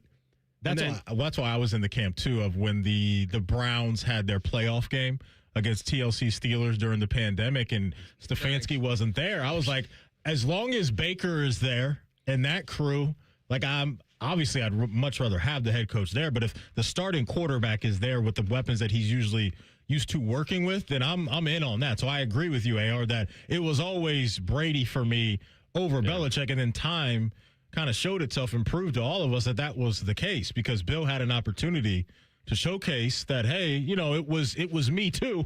You know what I'm saying? Like, I did some things as well as a head coach, and that didn't work out well on the offensive side of things post Tom Brady. Tom goes to Tampa and racks up another Super Bowl. Things happen. You get famous, and you have power, and you have money, and you have fame, and then it can affect your personal life. And look what happened to Orgeron. Like, you think about the championship and that perfect storm of that, and then everything becomes secondary. Right? Your fame. Now, I'm not trying to accuse the guy of anything because I wasn't there, but you saw his personal life start to unravel, his divorce and whatever. And now it kind of comes full circle back to LSU. But when you're the most powerful and the most wealthy, and he was single again, like it's. Well, Sandy, he was outside. Yeah. He was outside. Yeah. Doing his thing. So I don't really know. Listen, he's probably enjoying his life, and he should, but he became kind of his own worst enemy, and it led to a lot of stuff. The official title over at LSU right now is this is the press release from LSU. Ed Orgeron is returning to LSU and will serve as the special assistant to recruiting and defense. So that's the title. So a little bit of the, hey, I can help you out here. I'll also help you out here and grinding the tape, too. Ohio State's brought in some analysts. We see this all the time now. But based off of everything that I've seen, he can go out and recruit, AR. So that's, I think, a nice little weapon to have. Because he knows that area well, right? Like all the coaches down there. You got Lane Kiffin coming in. I'm sure he knows some of them. But down there in prime recruiting territory, I'm sure Coach O has some really good relationships with a lot of those people down there. Yeah. This is what happens in coaching. He wants to be a part of it, wants to be around it. Yeah. He doesn't have to. He's got plenty of money, but he wants to be part of the game, and he wants to feel that again. And now coaches are leaving. Even coordinators are leaving. We see this a lot. It used to be that I would only leave if I was going to become a head coach or if my head coach got fired. Yeah. And now guys are actually getting opportunities to go places. I mean, remember when he won a national title at LSU, he had to replace Joe Brady and Dave Aranda, and he was now. What happens when you win? Yeah, right. And now all of a sudden you're calling, I don't know, Pete Carroll for advice. You're calling Bo Pelini or whoever you're calling, and trying to find a way to re-up what you've delivered. Expectations go up when you win. And so he's back at a lesser level. It probably fits him more. And he's got his hand in the game without a ton of heavy lifting. Sometimes that's the best place to be, and especially in an area and in a realm of the country where you know you're loved. Like anywhere he goes down there, I'm sure it's just waves of love that come his way because of what he was a part of. And it wasn't just because there's levels to teams that have won championships. That 2019 LSU team they're in the, I think, upper echelon of teams that won natty just because of the star power that was attached to it, but how great they were too. It was one of the best offenses I think college football's ever seen. And so to have that, your coach, you're right where you want to be again. Matty, he took LSU that was struggling and took it to the top. And then he drove it off a cliff. And that's sometimes what happens. And remember the Les Miles era, how weird that was down there? And the offense was so outdated. And he got players, and he got Joey B out of the Buckeye land. And we remember when we thought Joey B was going to go to Nebraska? Yeah. And he found Brady out of nowhere with the Saints, and he got a national title. And now he's back at the school that bought him out. You can't make it up. You know who else is back too, real quick? Yeah. Will Wade's back at LSU as well. There you go. So they're just bringing back everybody. All right, we come back with Todd Monken. Not in person, but he's ready to unleash an offense. That's next. Rothman and Ice and the Fan. If you miss a live show, you can catch the podcast. If you miss the podcast, our hosts have volunteered to have dinner with you. Ma, the meatloaf! The Fan. Listen, at some point you stopped calling it pain. You just started calling it, well, this is just how I am now. Deep down, you know it's not okay, but you want to get back to the normal you, not this new normal you've been living with. Well, there's a place you can do it, and there's a guy that can help you out. Dr. Ray Tesner and his team at QC Kinetics and their regenerative treatments for joint pain located in Dublin and Gahanna, they can help you out. They helped me out. They helped out my father. They're going to help you with whatever joint pain that you have. They're going to come in with this arthritis in a knee, a hip, a shoulder, a back. You can't move. You don't sleep as well. You want to get back to golfing and running, and you don't want to have surgery or a long recovery. The science is real. The treatments are natural. Your body knows how to heal itself. Let QC Kinetics get the tools to your body to help it get better. No operating room, no hardware, and you can get out this summer and have a good time. So listen, the longer it lasts, you need to get it taken care of. So go to qckinetics.com/Columbus or go to 380-208-4544. Care Heating and Cooling. When you need a company you can trust, call 1-800-COOLING. Planning to buy a home in 2026? Not sure where to start? The Ohio Housing Finance Agency can help. With a step-by-step homebuyer's guide and financial tools, the Ohio Housing Finance Agency can make homeownership part of your future. Eligible homebuyers may qualify for down payment assistance and reduced mortgage interest rates. To see if you qualify and to find a mortgage lender, visit myohiohome.org. Hey, I'm Pick. And I'm Paul. My partner here is making his first do-it-yourself fix-your-own-car video. How do I look? Like you need a shave. I'm serious. Go! Hey, this Friday through Monday during Dollar Days at Pick and Pull, every part you pick and pull from the yard is 50% off. You're such a DIYer and social influencer. From doors to fenders, every part is half off. Yeah. Seats are just $15. Doors are $25. Floor mats are just $1. Are you posing? Yeah, influencers pose. This Friday through Monday, fix your car yourself and save 50% off any part during Dollar Days at Pick and Pull. Hey, it's Bobby Carpenter. Bring your landscape back to life with an unbeatable deal from Ohio Mulch. 5 bags of premium mulch for just $10. You choose from absolute black, brown, or red to make your flowers pop and your curb appeal shine. Visit ohiomulch.com to find a location near you. Iceman here. Got a big family and need a big ride? Then get ready to roll in the all-new 26 Chevrolet Suburban from McDaniel GM Superstore in Marion. This May, McDaniel GM Superstore is offering huge savings on the Suburban. We're talking up to $8,000 off. Save thousands on the SUV built for everything life throws your way. For well-qualified buyers, offer expires June 1st, 2026. See dealer for details. McDaniel GM Superstore is just a short drive up Route 23 off 95 in Marion, or you can check them out at McDanielGMSuperstore.com. Chevrolet, together, let's drive. Is it time to renew your Medicaid coverage? Don't miss out. When you renew your AmeriHealth Caritas Ohio benefits on time, you keep more than just your health care. You keep your extra perks too. That means doctor visits, dental, vision, plus extra benefits like school supply funds, baby essentials, rewards for health trivia games, and more. Don't risk losing the coverage and extras your family counts on. Visit AmeriHealthCaritasOH.com/renew today. That's AmeriHealthCaritasOH.com/renew. 2 guys drove to work. Neither guy wore a seatbelt. One guy got a ticket. One guy didn't. The same 2 guys drove home. One guy wore a seatbelt. One guy didn't. One guy made it home. The guy not wearing his seatbelt didn't. Don't risk it. Click it or ticket. Paid for by NHTSA. Common Man and Timmy are inviting select jabronis to the station for pizza. Hey, that could be you. Email goodcleanboy@gmail.com and tell us why you should be chosen. Presented by Billiards Plus and sponsored by the Ohio Poultry Association. The Fan. Fan weather.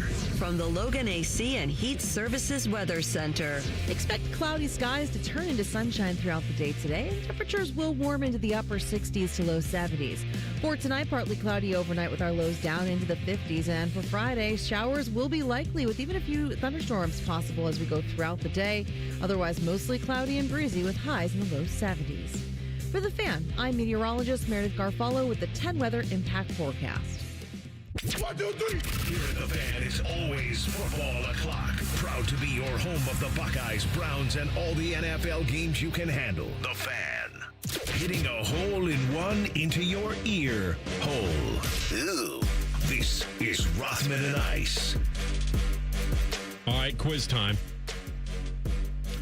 Deshaun Watson has made how many starts over 4 seasons? Maybe you already know this. 9? I got to go more than 9, but it ain't that much more. Maybe I should rephrase the question. Nope. No. How many 10. How many were good? Oh. No, I'm kidding. Final answer, 10. All right, so you're going to try to price. We might have to eliminate item up for bids kind of thing. We might have to eliminate Price is Right rules for Did you guys feel weird about, you know how much I love Price is Right, but you also know how much you hate it. That I hate it. It really was my favorite and probably all time my favorite game show. I think there's probably others. Deal or No Deal certainly has its place in the rankings. But it's an easy watch. The Price is Right was great because I told you guys when we go on vacation, when we visit family. What was that? And my dad and my brother and I would go and we'd, stay in a hotel. I'm here with my family. We'd stay in a hotel. It's ridiculous. And like when we were younger, this is ridiculous. We'd stay at our cousin's house, but then we kind of outgrew it. And my dad and his brother would always fight, and so we'd let's go. You know what? You're spoiled. Who is that? That's Brian. Brian. That's Brian Kelly. Can't pick out the. I thought maybe it was Brad Friedel. So we go and we stay at a hotel, and we were sleepers, man. My dad wouldn't wake up early. Mm-hmm. Our first meal was always like brunch. It was never breakfast. We'd always be eating at like noon. I love our first that. meal a day. I love it. Because we'd be just exhausted. We'd play tennis for 8 hours or whatever, and then eat a late dinner and go to a movie and come back, and we'd sleep till 10:30, 11 o'clock. And he'd wake us up and just throw the shades open, my brother, come on, and turn on the TV, and it was always The Price is Right. Yeah. And years later, I learned that he didn't really care about the games. He probably was just enjoying the models. And so, is that why you like Deal or No Deal? Probably so. And so Well, with The Price is Right, they were always the three same models forever. And so we're watching this show, and I always liked it. And then later on, I always got upset about when you did the item up for bids, and somebody depends on what order you're in, and somebody would always bet $1 over. Somebody would be like, really? You got to do that to that person? Because then you got to hit it right on the number. Yeah. And, I've always hated the fact that it should always be closest in the Showcase Showdown. Like, if I'm closer, I should win. It doesn't matter whether I go over. So if I go over by $1, I lose, and if you're under by $10,000, you win. It's awful. And I don't even know where I'm going with this point, but that was... The point is, Maddie needs to stop just snap answering and giving me the second option every time. Yeah. So that's what happened. Final answer. So the final 10. answer is, so TLC wins. Yeah. 19 starts. That was 10 shots. Over 4 seasons. I probably would have come up with, I don't know what I would have come up with if you didn't give me anything, but if I were not just trying to be an a-hole and one-up you, I would have, once you said 9, that would have drawn me, wow, this is even lower than I thought, but I still would have gone somewhere in the teens. So that trade, which is still out there as one of the worst any team has ever made, and he's under contract for this season. And we're already having conversations about, what if he's great again? Are they going to re-sign him? And I've been one of those people that I'm like, I understand what Todd Monken wants to do. I got a quarterback battle. I don't know if I have a great one in Shedeur. I've got a guy on the roster who I've seen play really great before. Forgetting about how much we're paying him. Like, I got to open up the competition, and it makes sense. And so here we are again. And I'm like, okay, this could either stunt the growth of Shedeur or put you in a weird spot with Watson, in that if he doesn't take you to the playoffs, but he plays well, are you going to re-up with him? And then they had Shedeur on the bench for another year. So I think it's a little counterproductive, but I understand what they want. It's very similar to the Steelers. We want to win football games the most we can. Mm-hmm. And if there's a guy out there that can help us do that, he's going to be playing. The only difference to me between the two is that with Deshaun, there's some runway to be had after this year. There's not a ton. With Rodgers, he just told us, this is the last hole for me. I'm on T-box 18 right here, right now. And so they're in the process of doing OTAs. And I got to be honest, I've seen a couple of the videos going around online of Deshaun throwing some dimes, and I'm like, what's going on here? Is he back? Because he dropped a dime to Denzel Boston in the end zone. That was a touchdown. And then he dropped a dime to KC Concepcion, which he dropped. And that's not what you want to see as a Browns fan, because that's what we were talking about coming out of round 1 was KC Concepcion. One of his problems was all the drops that he had. But to my amateur eye, just watching on Twitter, he's looking pretty darn good right now. Does not mean a whole bunch of anything as far as the actual game stuff goes. But he does look the part. Have you seen those videos going around? The throws look really good. I mean, this isn't just, hey, nobody's around in coverage. Like, Deshaun was dotting some things up. But that is 7-on-7 football. That is not 11-on-11 with pads and all that, I understand. But that, I think, are the things that are going to bring Todd Monken around to, if he isn't already, that's my guy with the skill set and the experience that he already has. Yep. And he's starting to think about installing an offense and who I can have that's going to be able to do what I need him to be able to do. Mm-hmm. So let's hear from Monken on this quarterback competition and exactly where things stand. Well, he's been great. I mean, I think everybody would say it. I'm all for a clean slate. I want the best for every player that we have. Every coach, I want the best for, anybody in this world to have a great life. I think it's really cool that he still has an opportunity with a change, right, to showcase his ability, see where he's at. I'm all for it.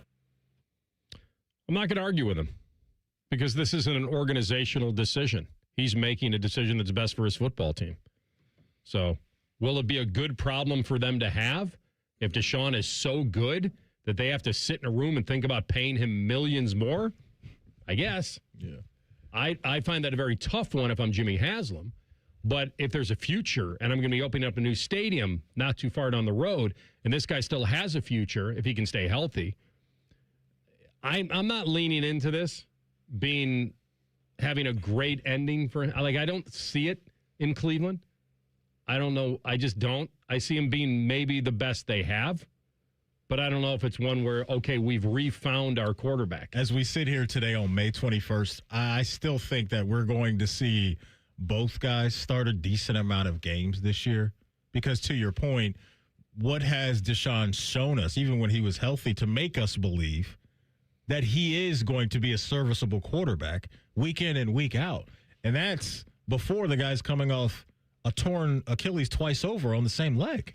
And their offensive line is a question. They're rebuilding it, but they've replaced everyone. They made an effort, a strong effort this year during the offseason, whether it was the vets or what they did in the draft, to address that offensive line, which is a huge deal, and I'm always in favor of that. So that, to me, is a nice win on paper right now for the Browns in the offseason that they've had. But am I going to be surprised if Shedeur somehow, some way still racks up 5-6 starts this year? No, because I don't know if Deshaun has it week in and week out to go out there and lead a team to success consistently.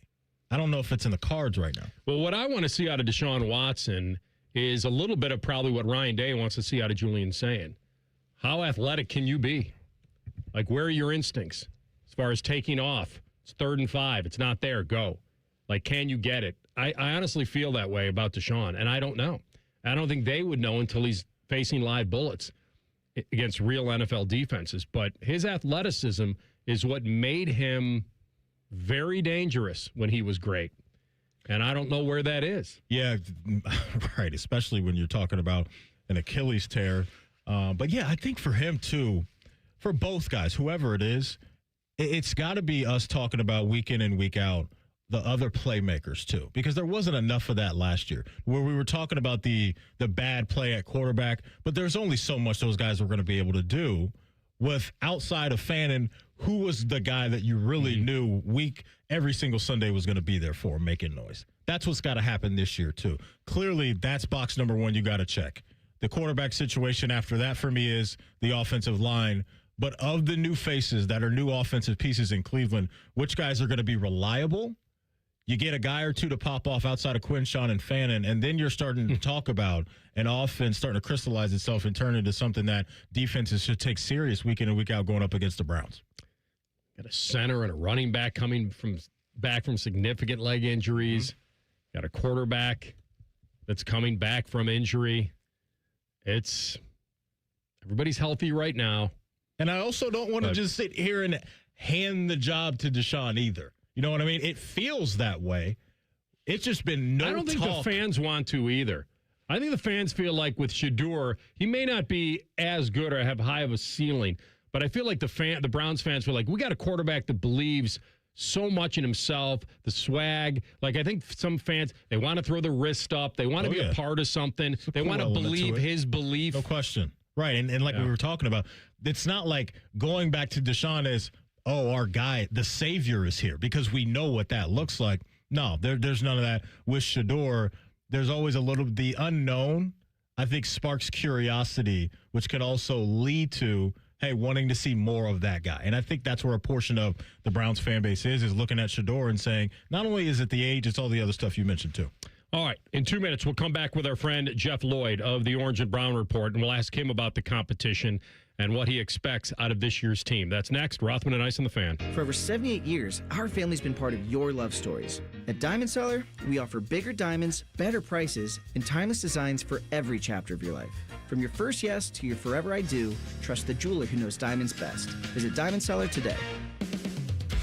Hey Central Ohio, Andrew from Home Team Solutions, and we buy houses for cash. If you've got a house you need to sell, this is your season. Inherited, behind on payments, just over it? Whatever brought you here, we can help. We buy as is, we cover all closing costs, and there are 0 commissions, period.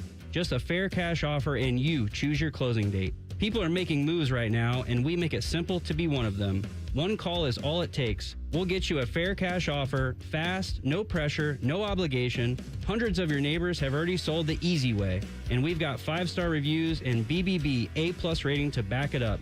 Take what you want, leave what you don't. We're based right here in Columbus, and we're ready when you are. Call us at 614-962-SELL. That's 614-962-7355, or visit selltohometeam.com. Home Team Solutions, local, trusted, family owned. Call 614-962-SELL. That's 614-962-7355. Hey, it's Common Man. Everybody's talking about affordability these days, but the good news is you'll find hundreds of vehicles that fit your budget at GoGermain.com. Drive home in a new sedan starting at just $139 a month. New SUVs from only $189 a month, or a truck for as low as $329. Plus, choose from over 1,700 new and pre-owned vehicles, all priced under $30K, and it's only at GoGermain.com. And with their $1,000 price promise, no one's going to sell you a car for less. Go see my friends today. GoGermain.com.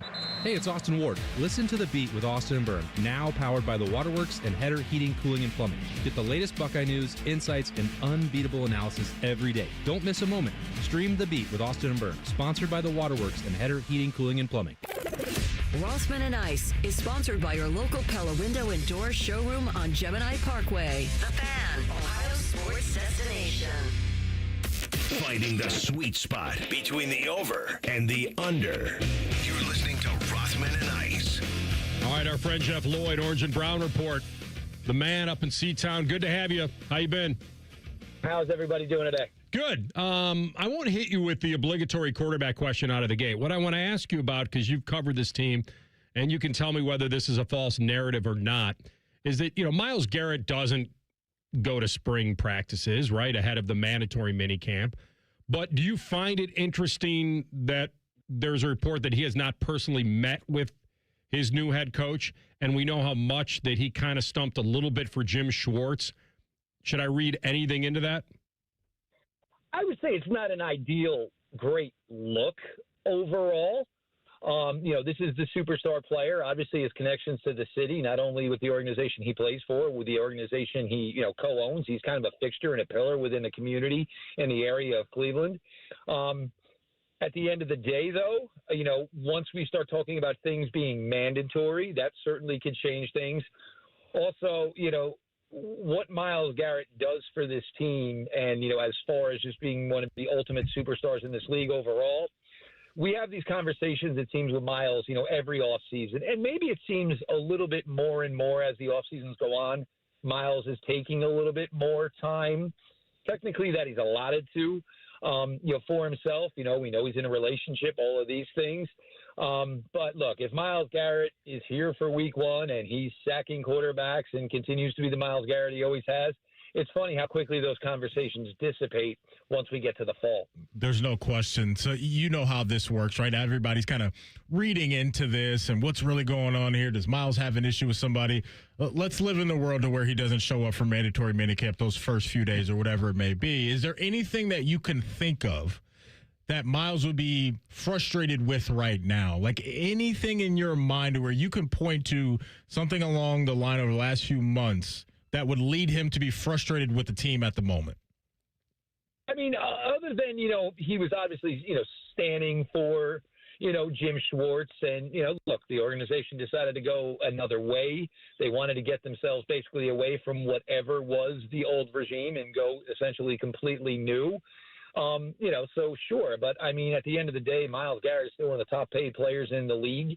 He is viewed as probably the top defensive player in the league. So I don't know if it's maybe so much that, maybe Myles is upset with the situation as much as it just might be, when you get a superstar of this ilk, there are other players who do this in other cities with other teams. For the Browns, it just seems like the most minute things get magnified sometimes when there's just not as much things to discuss overall. We haven't had you on since the schedule was released, so now we can analyze that with you. How many games do you think they win this year? I would say, you would figure it's north of 6, if not a little better, I would think. The way the team is constructed, I think the offensive line is going to be massively improved, whatever the combination of starting 5 eventually comes to surface in that regard. I think adding the 2 wide receivers should drastically overall improve the offense. Look, we still have no idea where this quarterback room is going to work out. We think we know what the initial plan is, and we'll see, if that falters and, causes some changes. But even, you would factor in better offensive line play leads to more consistent running game. More receiving options should equate to a more consistent passing game, which should make this team better overall. That's why when everybody says, they're going to go chase down that quarterback in 2027 in the first round, well, my question there is, where are they going to be in that pecking order? Because I think this is a team that should be, vastly improved overall and should be able to cut down on a lot of the mental mistakes that doomed them in while they had a weak offense last year. Do you think their schedule is as big of an advantage as I do? And not just maybe the teams they play, but the way it lays out, all those 1 o'clock kicks, they'll have a great routine going. And it just feels like the back-to-back roadies to Florida against Jacksonville and Tampa. Like, I feel like, and they play some cool games, right? They'll play against Baker. They'll play against Stefanski. Like, there's some built-in motivation. I like the way their schedule lays out. I agree. And the other thing is, they're not traveling. I mean, they're going to be one of the teams that actually travels the fewest amount of miles this season, which is certainly, beneficial, of course. You know what I'm saying? Some days when you get to it's crazy to say, but teams that leave on Friday night for an away game as opposed to leaving, midday Saturday, it doesn't seem like it's that great of a difference. But it truly is. I mean, you're only away sleeping in another bed for one day as opposed to a couple. I think you look at that. Then you look at a team like the Raiders on the schedule, which should be Mendoza at that point or whatever. I think there is a lot of intrigue to it. AFC South, NFC South, these are teams that, they've had some pretty decent success with in the past. And, for the most part, you look at teams in those divisions and you would think the Browns aren't too far, off the pace with those teams as if maybe they were playing an NFC West schedule this year. Between KC Concepcion and Denzel Boston, when you look at the offense that these guys are going to be a part of, when you look at the wide receiver room that they're in, of the two, which do you believe has the cleanest path to more targets, more reps, and possibly having a more impactful role on Sundays? I don't know if it necessarily has anything to do with where they're drafted. I just think KC Concepcion, just because he can play kind of anywhere, and I know they're going to try to do this with everybody. They want guys to be versed inside. They want guys to be versed outside. But, Concepcion, times at NC State and certainly at Texas A&M has proven to be a high-volume guy. And, I think that'll probably translate quickly. He can work the deeper game. He can work the shorter game. So he's not really got basically, an X on his chest when he comes onto the field. And I think that's something, whoever the quarterback ultimately ends up being, it could be one of those situations, where third and whatever, Concepcion most likely end up being your target. So let's go to the defensive side of the ball and get your thoughts on the new defensive coordinator now, Mike Rutenberg, coming in following Jim Schwartz. Jim was awesome. The defense, as we know, was really, really good, led by Miles and all that crew. But looking at him now coming in to follow up with what Jim Schwartz had already built, how much change do you think he's going to try to make to this defense based off of what you know about him? I don't know necessarily that there's going to be a ton of change, because it's probably one of those things when you walk into a room with a bunch of established veterans, whether it's Miles, whether it's Denzel, of course, whether it's Grant Delpit, you don't necessarily want to take away what have made these players, the players that they are, and, how all these guys ended up getting contract extensions within the league. There's certain things you're going to look at, though. Obviously, what's going to come of the linebacker room now, after Carson Schlesinger. Devin Bush was a really quality player. You obviously hope that Williams is going to be able to, fill in some of that ilk. What I want to necessarily see is, what are you going to do? We know who the first two corners are on this team. After that, I mean, you have no idea the way that room's going to shake out. So, is it going to be one of these things where, it doesn't matter who you are or what your name is, if you go out there and, you show well in practice, are you going to get opportunities? Because, that's what it's going to have to be. It's not going to be so much maybe putting his brand name on this defense, but it's going to be developing guys and making this defense a little bit longer in the tooth after the stars that we all talk about, and just making some of this depth or some of these starters who aren't the first guys that are mentioned take that next step. A guy like Mason Graham, who closed strong last year, can you get him to the next level where he warrants that the draft pick that the Browns put into him? I think he will, but those are the things. It won't be so much about what he does with the defense. It'll be about what he does with some of the individual pieces. I'll give you a last one here, Jeff. Since they traded the 3 first-round picks from him and paid him all that money, is that the main reason he's getting another shot at earning this job and possibly, dare I say, another contract? Yeah, the contract talk. Let's just hold the horses there. We obviously haven't seen this guy play in forever. But look, if you're a first-time head coach like Todd Monken is, you have a quarterback who at one time was considered, top 5, top 7 quarterback in the entire league. And no disrespect to Shedeur Sanders, but, that was a track record that Deshaun Watson had at one point in time. I do think I go back to, there was an article done years ago about, when Deshaun was really tearing it up in Houston, where maybe Bill O'Brien was a little more involved, 2 plays into the huddle, looking over to the coach before you ran the play, maybe getting some assistance. That's things that were done at Georgia during Monken's time there. I'm just wondering if he thinks it's something, that could translate. Or, hey, what I'm saying? He's maybe the best guy that, the best we've ever seen about anybody that's in this room currently. So, I'm not saying he's going to start week 1, but maybe we're going to put him out there because he has the most individual talent. Is it still there? I think that's what Monken's going to try and find out for himself. Well done, my man. Always enjoy having you on, brother. Be well. We'll talk soon. All the best, gentlemen. Take care of yourself. Thanks. Jeff Lloyd, host of Browns 3D. And, of course, the Orange and Brown Report on the Bryant Heating and Cooling Systems fan guest hotline. You think about what they might have had at this point when they were 3-14 a couple years ago and then fell one spot short of getting Cam Ward. What would that look like now? Think about the dominoes and all the effects of what happens in sports, because then they overhauled the QB room. They traded for Kenny Pickett, right? That pick to get him, and then brought in Flacco and drafted Dillon and Shedeur, and now we're back to Deshaun because he's healthy. And just think about if they would have just been a little worse. Maybe they would have Cam Ward, and we wouldn't be talking about any of this at all. And that's the fear. If you do win, let's say 6 to 8 games this year, it'll pull you out of those draft slots to get, what we are assuming is going to be a really good quarterback class. And so I think if you get to the finish line and there's an answer, a clear answer in your mind that you have Deshaun Watson or can have him for years to come as your starting quarterback, I think you do it. But it has to be clear. If it's murky at all and you have questions, then I don't think you can recommit. We talked about one of the most intriguing games will probably be Ole Miss hosting LSU. What about the most intrigue on Ohio State's schedule? That's next in the Bulletin. Rothman and Ice and the Fan. Unlike your deadbeat uncle, we'll never leave you stranded in a ditch when you were 6.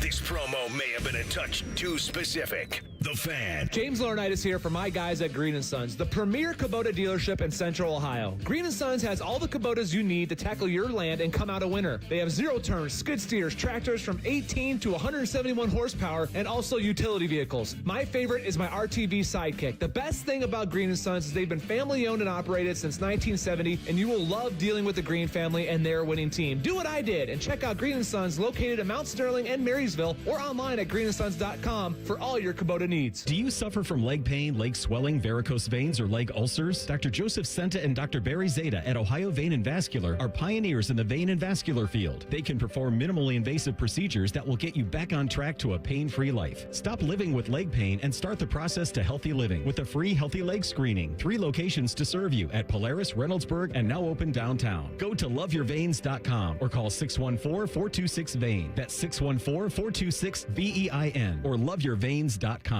Hey Columbus, buy a new Ford at the same price a Ford employee pays. No markup, no haggling. Right now, Capital Ford of Columbus, get employee pricing on F-150s, Super Duties, Explorers, Mustangs, and more. Thousands in savings. This deal ends soon. Come to Capital Ford today, priced for you. I'm Ultima Morgan. Morgan & Morgan isn't just an injury firm. It's our family's life work. It's my husband, it's my sons, it's me. When we take a case, we see a family just like ours. $30 billion recovered is something I'm proud of. But what I'm really proud of are the families we stood beside. It's an honor to fight for you when you need our support the most. Morgan & Morgan, for the people and your family.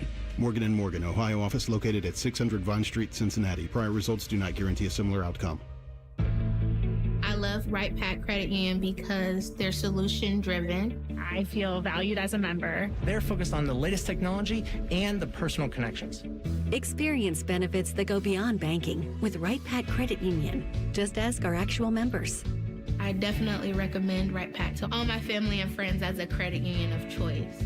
Visit one of our Columbus area Right Pat Credit Union member centers near you. Based on individual members' experiences, results may vary. Jack Nicklaus's unrivaled vision. World-class competition. Yes! Golf's greats honor. Impactful charitable giving. Loyal fans and volunteers. An iconic history defined by one handshake on the 18th green. June 1st through 7th. Buy your tickets to celebrate the 50th anniversary of the Memorial Tournament presented by Workday. Visit memorialtickets.com. Care Heating and Cooling. Honest technicians, honest pricing. Call 1-800-COOLING. Spring cleaning isn't just for your house, it's for your life. If your job is getting old, it's time to clear the clutter and spring into IT. Go to My Computer Career. My Computer Career helped me get the skills and certifications I needed to start a new life as an IT professional in months, not years. Earn the certifications that top employers are looking for right now. Visit mycomputercareer.edu and take the free career evaluation to see if it's time to spring into IT. Financial aid is available to those who qualify, including VA benefits. Common Man and Timmy here for Hollywood Casino Columbus. Oh, Timmy, it's getting closer. What is? The grand opening of the new Hollywood Casino Columbus Hotel. Oh, that's right. The grand opening celebration is coming up on June 12th. Brett Michaels will be there. And there's going to be fireworks and food trucks and swag and a chance to win a motorcycle. Motorcycle? Shit. Get tickets at Ticketmaster.com. Plus, on select Wednesdays and Saturdays, it's the $1,000 Win Your Way drawings. Must be 21 to enter. Gambling problem? Call 1-800-589-9966. Bo Bishop and Dom Taberry. Dom remembers when Bo was a young whippersnapper, and Bo remembers when Dom wasn't part ape. And then Yolanda one time wanted to wax my knuckles. Tuesdays with Taberry. Sponsored by Green & Sons. Tuesdays at 10:30 on The Fan. All your favorite fan shows are available when you want them. Head to 971thefan.com and hit that subscribe button. The Fan, Ohio sports destination. Rothman and Ice present Buckeye Bulletin. Sponsored by Window Nation. Save up to 50% on new windows from windownation.com. All right, TLC, lay this out for us. I think I kind of just stumbled into this because I didn't even know you wanted us to talk about the intrigue of the schedule when I was thinking about Kiffin and Ole Miss. I didn't think of it until you said that either. And so now this actually kind of fits because, and you know what else, Maddie? When you said something earlier, it jogged my mind about the coaches and the faces of programs and whatever. The old school coaches who have had championships, who are legends of the game, they used to be able to recruit players just who wanted to play for them and say, I played for this guy. Mm-hmm. Same with college basketball.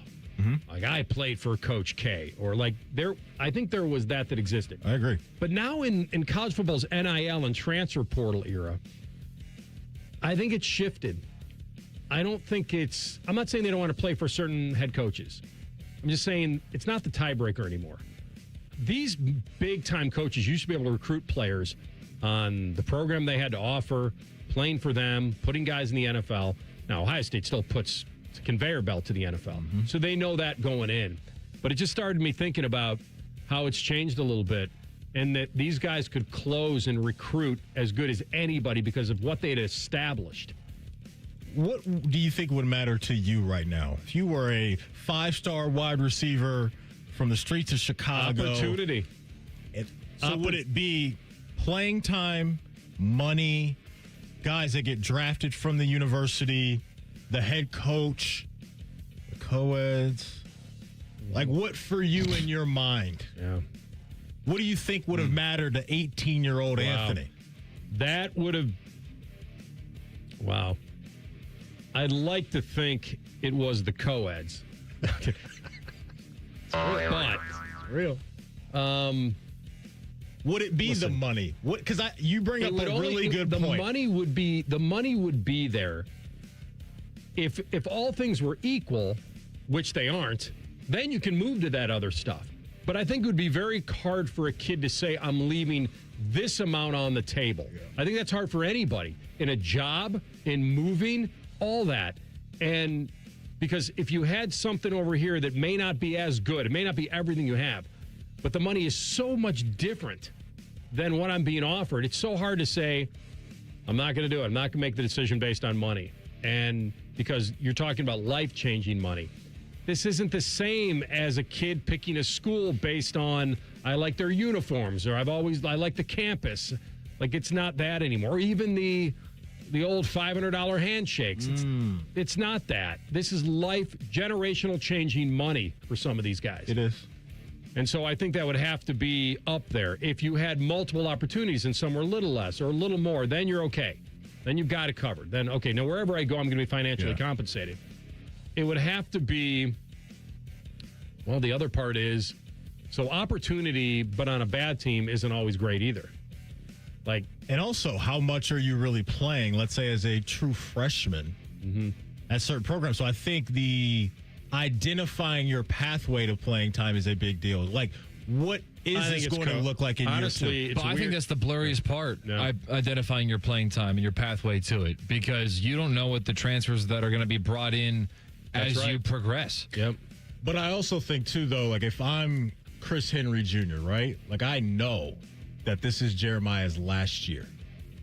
So my pathway in year one is opportunity. And then my year two, I can see that I got a chance to be the guy, right? You bring up, that's also a good point, because that matters, because a lot of these coaches now are saying, like, hey, let's go in the portal and get a guy that I know can help me right away. And so I'm with it there. I don't know if there's a 100% clear-cut answer that you can get, but I think maybe you can get a feel of what that could look like. Geography plays a little bit of a part. What part of the country you're originally from. That may play part of that. Your comfort level on playing either West Coast or wherever. But it probably, for the greatest players, it doesn't. You're going with the prestige and the program and the winning, and it's just like, or maybe you dreamt of playing for a school one day, and now it's here and you can. And so sometimes it depends on who was great when you were 12 years old. I wonder, no, that's real. I wonder, too, how much of a factor it is when it comes to the position coach as well. Because you hear a lot of times, it's always a big part. You're going to spend a lot of time with that coach and all of that, and believing not only in the head coach and what he is, but also the guy that's going to be working with you every day to make you a better player. How about this one? Yeah. The position you play. Because all these schools now, Maddie, are adopting we're RBU, we're DBU, we're LBU, we're WRU. Like, all of a sudden now, you've seen history. It'd be like, if I'm a running back, do I want to go to Notre Dame? If I'm a receiver, do I want to go to Ohio State? Correct. Like, to your point, like, I think if there's let's say an 8th grade wide receiver right now, freshman in high school that has promise, and he doesn't know really who's interested in him yet, but on his side of things, like, where would you want to go as a wide receiver? You're right, AR. Like, if I'm a wide receiver, I'm LSU. Yes, true, but I got to know who the quarterback is, too. But I'm just saying, to your point about trying to go to one of those wide receiver U's, that matters. That absolutely matters. But your quarterback's just going to be some other high-priced high schooler who dominates all of the algebra students on the other side of the ball. The funny part about this conversation may be, I'll circle back to my beginning point, that maybe a lot of kids back in the day did choose that place because of the head coach. And the head coach was a big factor. And how much does the head coach play now in the recruiting process? We have talked about money. We've talked about winning. We've talked about position coach. We've talked about position I play, geography, where I dreamt to go. And so whether it's the middle of the Midwest, whether it's South Bend, Indiana, or Columbus, Ohio, or Eugene, Oregon, or Miami, Florida, I think right now, as we sit here today, I think if you're committing to, let's say, Indiana, I think that's your commitment to Signetti. For right now, I think that's what that is. Because they don't have a massive track history record. and all of that. I think he's one of the few that I can think of off the top of my head that I would think players are committing to him right now. We don't just beat top 25 teams, we beat the shit out of them. This guy, man. You know what? Man. There should be a movie. I said we'll call it Hoosiers. I said you can't call it that. There has to be a movie. I don't know how, and there'll be a lot of poetic license. There'll be some embellishment on the rags to riches story. And I remember saying last year, right before they won it all, and if they lost, because they were talking about it being a movie even before they played Miami. And I said, well, Rocky didn't win the first fight. Yeah. And it was still a great movie. But now that they did it, it's Do either crazy. One of you guys know how many draft picks they had this year, Indiana? Mendoza, Surratt, Cooper. Yeah. Pons. Did Blackett drafted the running back? Or am I making? I don't think wait so. a minute. No. No, I know what you're talking about. You're thinking about Hemby. Hemby. No, yes. Hemby. Aiden Fisher. Did he get drafted? All right, I got the tally Stephen here. Daly. Coogan. 1, 2, 3, 4, 5, 6, 7, 8. 6, 7, 8, 9. Wait, he got. Wait, say one of 9? those. Did Lewis Moore? Did he get drafted? I got Mendoza, Cooper, Pons, Black, Surratt, Nowakowski, Coogan, Fisher. That's 8. Okay. So 8 guys off that team. All right, we're coming back top of the hour, and we'll get into Ohio State's schedule. And also, is Aaron Rodgers playing a much bigger game? Tell you what I mean by that next. Rothman and Ice and the Fan. We've test marketed naming the show A Guy and His Butlers. Oh, that is very touching. But we thought Bishop and Friends had a better ring to it. Weekday mornings at 9. The Fan. Grilling season starts now at Billiards Plus. Shop top-of-the-line grills and turn every cookout into a win. Then bring the fun inside with pool tables, shuffleboard, and more. Everything for the ultimate game room. Billiards Plus. Grills, games, and good times. Online or on Dublin Center Drive in Dublin. Hey, it's Anthony here for the Good Feet store. This is the time. You want to be outside. You need to be outside. But do you really want to be on your feet if they're killing you? That's why I went to the Good Feet store. I stressed about knowing I would be standing at a multiple-hour event or even playing in a golf tourney where I knew I would be walking. But when I got fitted for my personal arch supports, it changed the game for me in a great way. I honestly feel much better supported and aligned, and it's taken the pressure off my lower back. I could feel the difference instantly in my test walk at the store. Just a solid foundation right from the get-go. And now, every day, everything feels a little better. Their experts will personally fit you like they did me. And do what I did. Take the test walk around the store and you'll feel the difference. I've learned it all starts with the feet. And when you get the proper support, everything feels better. You can make an appointment online or just stop in the Good Feet store. They're in Grove City or on Polaris Parkway in Westerville. Or get started right now at goodfeet.com. Hey, it's Anthony Rothman here for Germain Honda of Dublin. Gas prices are up. You can drive smarter with a fuel-efficient Civic, Accord, or CR-V hybrid. More miles on every tank and keep more money in your pocket. And here's the best part. Great lease and finance rates are available right now for qualified buyers. Get so much more out of your tank of gas. Visit Germain Honda of Dublin. They're just south of 270 on Sawmill Road, or shop anytime at GermainHondaofDublin.com. When sudden illness or injury strike, Ohio State offers 3 types of urgent care to meet any of your needs. From traditional urgent care to our specialized orthopedic urgent care for activity-related injuries and advanced urgent care for more serious injury and illness. Our experts treat everything from broken bones to ear infections and colds and flu.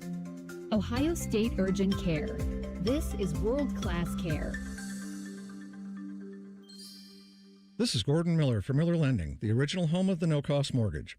If you've been in the market for a new home or just wanted to take advantage of lower rates, recent events have shown exactly why Miller Lending chose to offer a way around bad timing with our no closing cost program. With no fees rolled in or charged, including the cost of title insurance, you can simply close on today's rates and refinance free of charge as rates improve.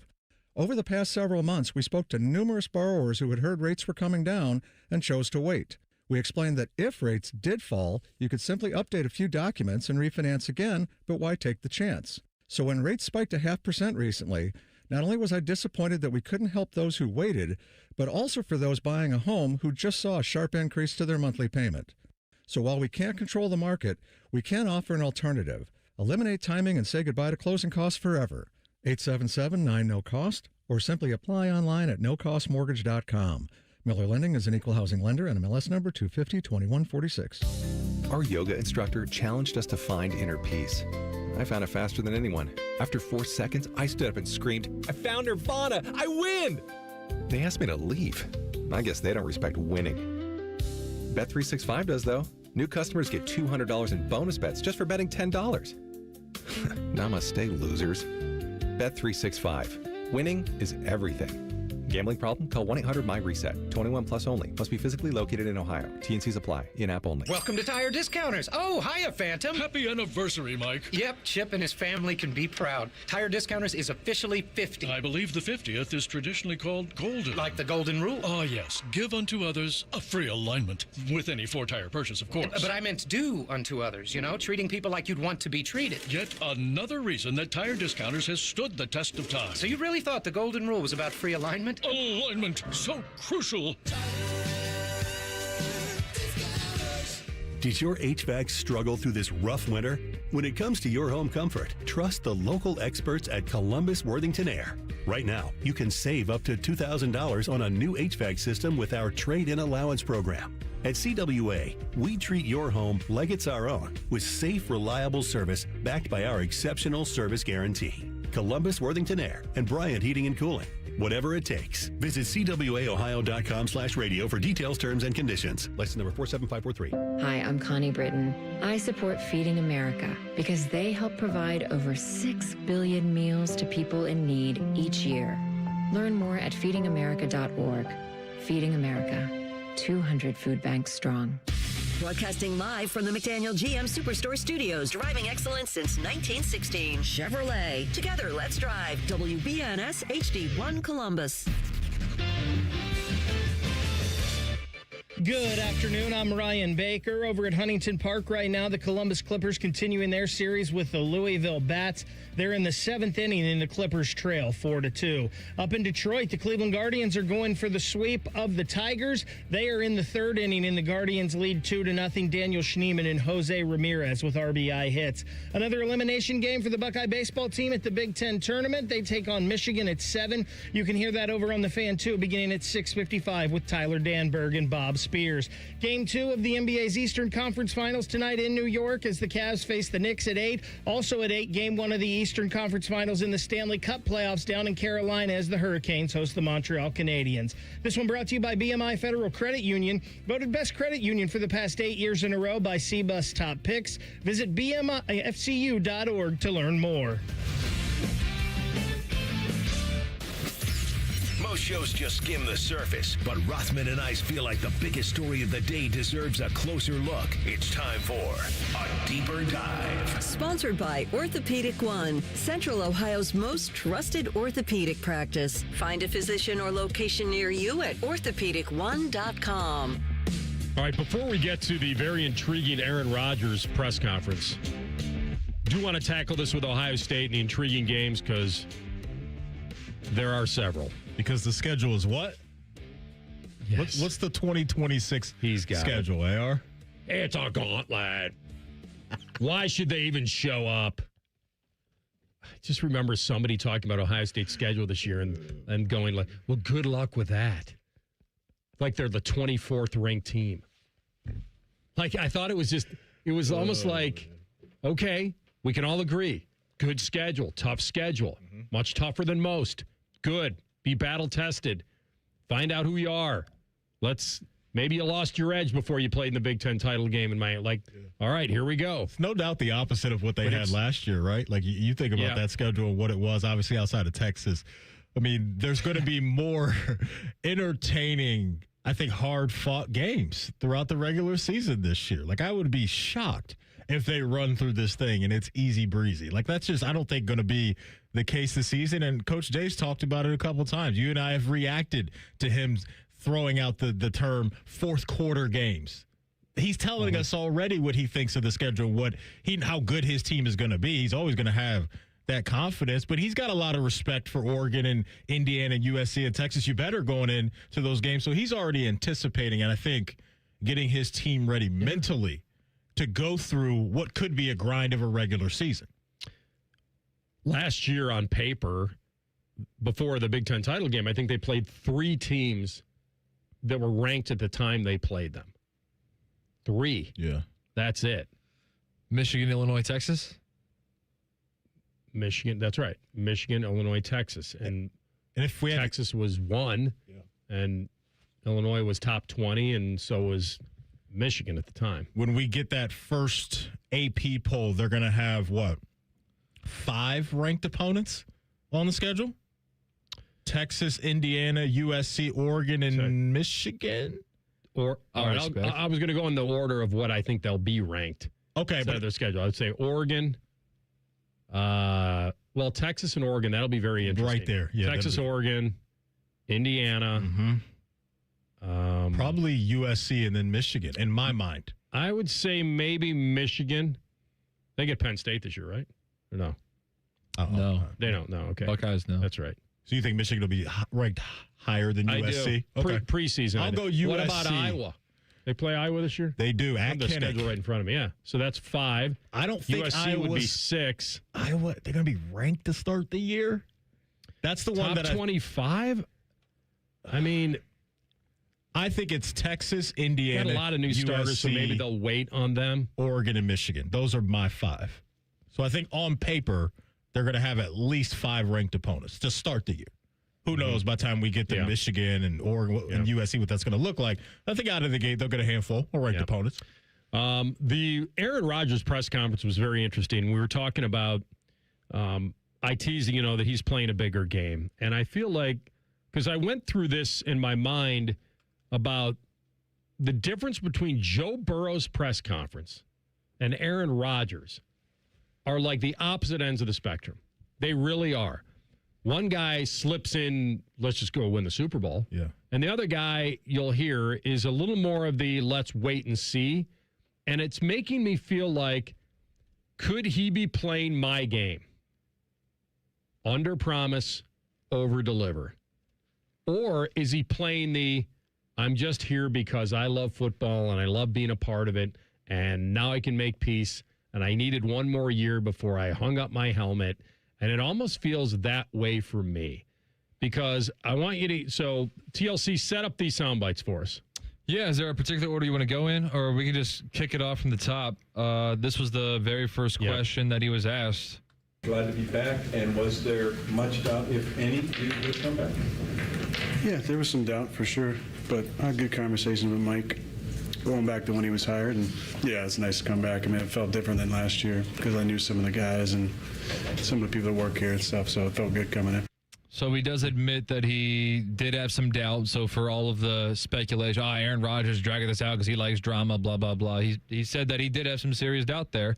And the second question was on how he made the decision. Aaron, what was that decision-making process like for you? How did you eventually come to the decision to return? I had a lot of conversations with Mike and Omar and for a while. And, I just had a lot of conversations with my wife about it. And after the draft, came to the conclusion that I wanted to play. I wanted to come back. After the draft, does that give you any clues on anything? Yeah. Left tackle round 1. Yeah, absolutely. You got drafted Jeremy Bernard in the second or third? Yeah. I think third, but the problem is I can't remember who we took in the second. Wait a minute, didn't we have another second round receiver? You guys. Did we do that again? I don't think you did. Gosh, dude, my brain only works in seasons, and I'm in like NBA playoff season right now. You guys Bernard was the second round pick. Okay. Well, there you go. And then you guys went Aller with the third pick, and then another receiver didn't come off the board until the 4th round pick for you guys. You know what he's waiting on? Offense. You guys, he was waiting to see if they were going to draft Ty Simpson. That's what he's waiting on. You don't want to get stuck in a Kirk Cousins situation. That's in my mind. It tells me that. Don't you think he had a feel that they weren't going to do that, Probably. though, with all the showering of love that they were doing publicly? Yeah. But let's make sure, because you never know the way the board's going to fall. And who knows? What if Ty Simpson fell all the way to pick 47? Did they pass him there? I have to imagine that Ty Simpson wasn't really a factor for in my mind. I don't think Aaron Rodgers would be spooked off by Ty Simpson. Maybe not. I don't think so. That's what I'm saying. But he's the one that said, wait till after the draft. Yeah. So that way he has more information. Mm-hmm. And because they could promise him a lot of stuff or say this is what we're intending, but the draft works in mysterious ways. And maybe they didn't suspect this guy to drop. And now what do? We're just not going to draft him because our 42-year-old quarterback we promised? Hey, he's still developing. Yeah. But it is almost a month after the draft, though. Yeah. So maybe it was the schedule talk. Yeah. Maybe he really wants to go to Paris.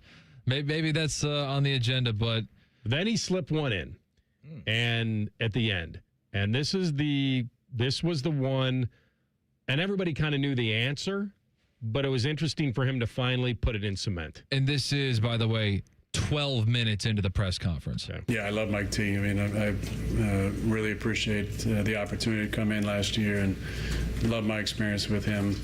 And, I thought when he said he was stepping away, that was an emotional moment just because we all love him so much and care about him. And, I thought that that was probably it for me in Pittsburgh. But when the decision was made to hire Mike, I started opening my mind back up to coming back.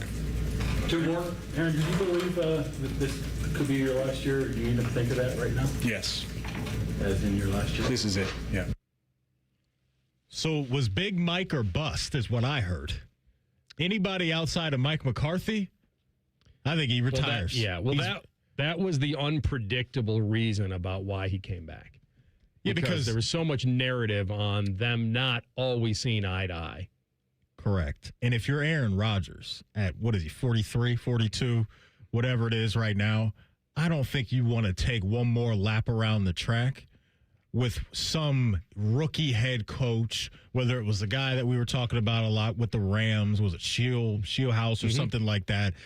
Like, you don't want to do that. You want to come back in with teammates that you already know and a head coach and offensive mind that you know and what his offense is. There would have been too much uncertainty, I think, with some of these other guys. Like, even if they would have brought in, let's say, like Jesse Minter.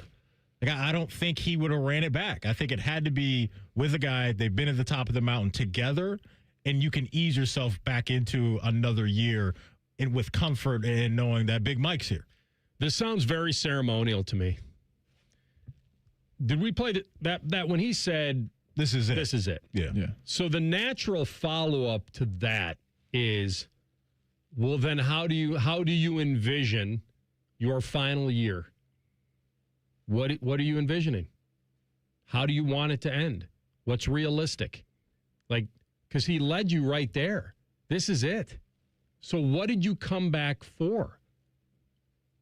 Because most guys would say, I'm not coming back unless I can win a Super Bowl. But he wasn't willing to go there. He wasn't willing to tell people, I think this team can do it. Now, that's being probably smart, and that he's not setting horrible expectations for this team, because why would he want to pull a Burrow right there? Like, he's not Joe Burrow. And I found the two press conferences incredibly opposite. One guy slips in, we're just going to go to the Super Bowl and win it, and then we'll deal with everything after that. And the other guy's like, hey, wait a minute now. These guys aren't even in pads yet.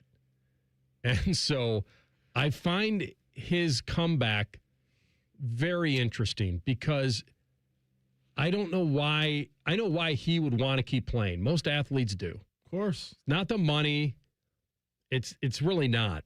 It's to feel that adrenaline of being an NFL starting quarterback. Like, it's all you know. Like, I've heard guys talk about that, how scared they can become knowing that at this point in their careers, to where Rodgers is, on the other side of this thing is a world that I have no idea what's coming my way. So let me do this for as long as I possibly can.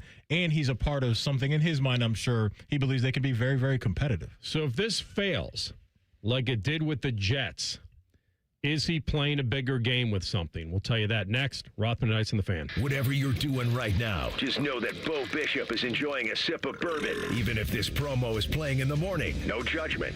Sweet morning drinking. The Fan. Newman Roofing, as part of their 2026 Commitment to Community initiative, is proud to partner with 10 TV and The Fan to relaunch Raise the Roof, honoring local heroes. This week's honoree is Gus Teller, a freshman history teacher at Olentangy who truly builds community. Every day, Mr. Teller connects with students, leads with a smile, and makes history meaningful to the students' lives. From bad jokes to Star Trek, Gus creates a classroom where students feel valued, supported, and inspired to understand today's world together. Whether you're repping the orange and brown or shouting "Hoo Day," the ultimate football pilgrimage is closer than you think.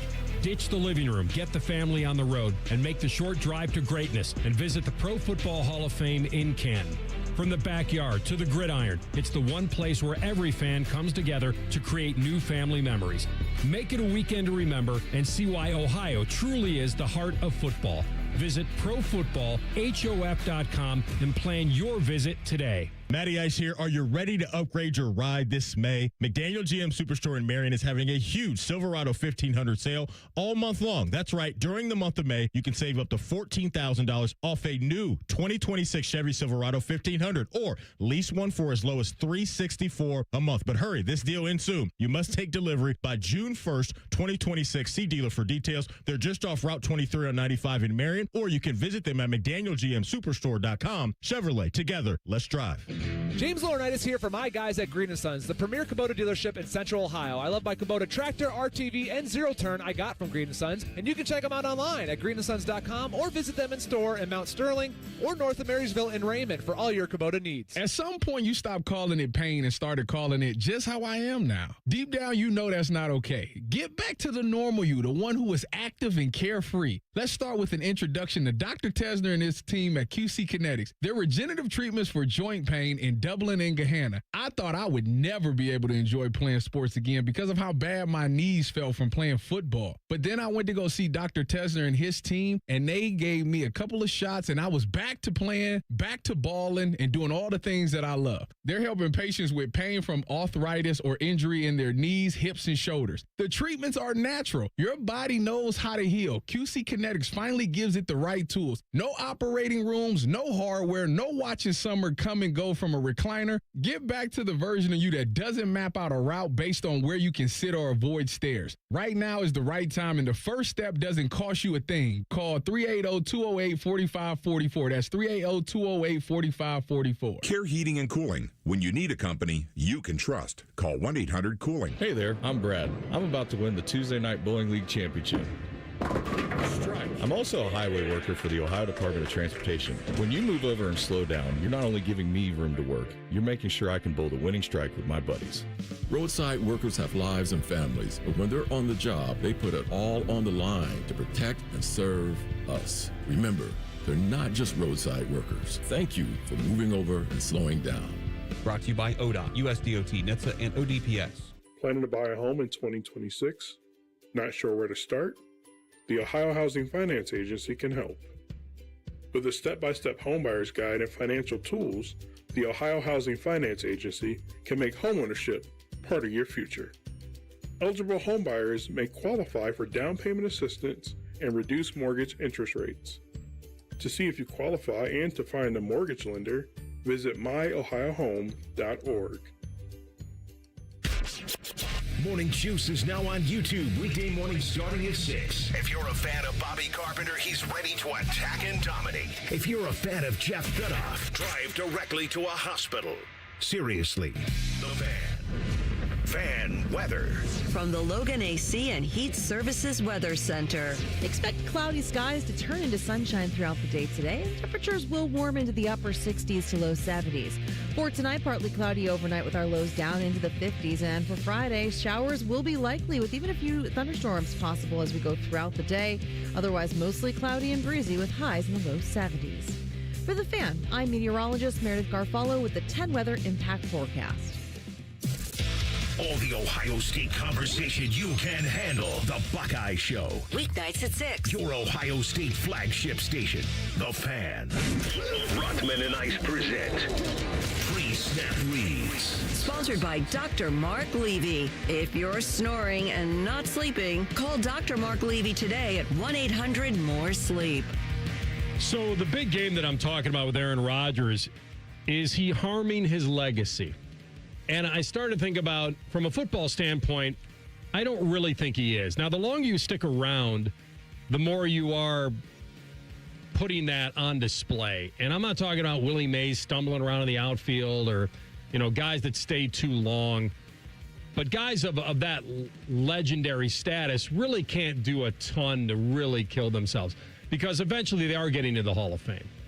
But the longer you stick around, what you're playing with is how people will remember you. Because the more you distance yourself from your prime and your greatness, the more people, it's just a longer time ago when you were at the height of the game. than people leaving at the height of the game, or like when Barry Sanders or somebody like, all you remember is how great that person was. You never remember seeing any of the bad stuff. And when Aaron Rodgers, was with the Jets, and it felt like, I don't know, it just felt like, wait a minute, this isn't the guy who's the 4-time MVP and the Super Bowl champ and all that, because he isn't that guy. He's older, and it's a different team and all that. Because in his career, he's got 4 MVPs and a Super Bowl with the Packers. And his time with the Jets probably was the first time he's failed to help a team get to the playoffs, And it was just a brutal not that many start times. Right out of the gate. I mean, dating back to high school, he probably never experienced anything like this. No, probably not, for sure. Like TLC just mentioned, I mean, you have the game, he's running out of the tunnel with the American flag, and it was just so much anticipation and just energy in the building and just around the football world, and then boom, pops his Achilles. And since then, it's been a slippery slope, and that's no surprise. The guy is late 30s, early 40s dealing with a lot of this stuff. But to me, I think it's all gravy when it comes to his legacy, because I agree. Last year for him wasn't a mess in Pittsburgh. He was a part of a team. Statistically, he's solid, pretty right? good. He was fine. Yeah. And he was a part of a team that won the division and all those things. And so if he goes out there and has an absolute dud of a season, to me, it's not going to factor much into how I think about him. I don't think about Jerry Rice with the Seahawks. I don't think about Emmitt Smith with the Cardinals. Like that stuff just doesn't factor into my mind when those guys come up. And so I actually think the back end of his career, the Jet stuff stinks, but what he's done in Pittsburgh, I respect. And I think it'll be respectable again this season. The guy's 5th all-time in passing yards. He's a one-of-one guy that's played the position in his era, and I think that's how I'll remember him. Yeah, he's one of the best of his generation. I don't care what happened with the Jets. Yeah, it's what he is. It was that organization was a failure anyway at the time, and I think his place in history is very secure. As I mentioned, the MVPs, multiple, the Super Bowl ring, and I'll tell you what, you could look up the top 10 rankings in every major passing category, and I'm sure he's in all of them, most of them. And so he's probably destined to be a first ballot Hall of Famer, unless something goes tragic this year and then people just make him wait. But I don't think they can't point to the deflate gate, like any of that stuff with him. It's the resume is what it is. You can't do anything but respect it. So that to me is first ballot all day and tomorrow. I mean, his number, if you compare his numbers when he was with the Jets to Brett Favre, they're very similar, even though Favre won more. Yeah. Like you could make the case, or I can, that Rodgers was on a much lesser team than Favre was and actually played as good or better. And then he was also dealing with what felt like to me, he and the head coach not being on the same page and maybe not even really liking each other that much with the way it felt like with the whole Robert Saleh situation at the end. So, yeah, he was up against it. Now he's in a situation in Pittsburgh to where we were reacting to what he was saying about Mike McCarthy. I think there's a level of comfort but also respect that's there. He respected the heck out of Mike Tomlin. He did. I don't know if he has that same level of respect for Mike McCarthy, but I think it's at a good enough point to where that won't become a distraction or an issue. I feel like I can give you some let's hear clues on that. Let's hear that. So this is initially on Aaron Rodgers talking about McCarthy. I had a conversation with Omar at the end of last year, and I encouraged him for an outside perspective to interview Mike. Not thinking that he even would, honestly, just because the way the league goes and the trend, it's kind of like whoever worked with Sean, Kyle, or one of those guys, Matt now, gets a lot of looks, and multiple guys in those trees have. But then when it became more serious, I was thinking, wow, that'd be a really interesting thought to come back and play with Mike. Would you have come back for any of those other guys you mentioned, or did it have to be Coach McCarthy to come back for? Well, that's a what-if conversation. I don't really want to go way down that line, but, there's definitely a full circle aspect to it that piqued my interest from the start. The difference between him coming back to Pittsburgh and going to the Jets, in my mind, is that when he went to the Jets, he was looked at as being Aaron Rodgers of old. MVP, Super Bowl champ. You are God. You come in here, you ask for it, we'll give it to you. You want Nathaniel Hackett? You got it. You want Alan Lazard? You got it. You want Randall Cobb? You got it. You want to install the offense? You can do it. And they gave him everything. And because they were desperate. They hadn't made the playoffs in 14 years. The Steelers are different. I don't think coming back to Pittsburgh for this final year is all about, hey, what can we do to make Aaron happy? That's why I find this decision by the Steelers very odd. It sounds very ceremonial, what he said. This is my last year. Yep, this is it. I played 20 blanking years in this league, and I'll be at peace with it. Like, what's he coming back for? The vibes, they are. The love of the game. But I think even more than that, I think he truly believes that this team can make a lot of noise. I honestly believe that. Because how can you blame him for thinking that way? Does he have that? You have that soundbite? No, because it was just kind of like naming players and stuff like that. The stuff were about the guys in shorts, and I don't want to go there. Okay, that one. So this was that. I'll piggyback that from the original declaration because 12 minutes. And first, let me ask you this: the fact that it took 12 minutes for somebody to ask him, "Is this your final season?" Is that a poor job by the Pittsburgh media? I think they assumed it. Yes. Honestly, I don't think think there was a real question. Honestly, that's probably where they went. Is like, okay, well, we all know the answer to this. Especially, I'm glad somebody eventually asked it. I think you're on it. I think you nailed it. And then also, too, when the news comes out about the contract, it's another 1-year deal. I think that leans in towards the assumption that you're talking about. And so you said that the follow-up should be about, well, what are you trying to accomplish in your final year? Yeah, if you're telling us right today, you know this for a fact. You're now cementing it. He's not playing that game with, we'll see. Let's see how the season goes.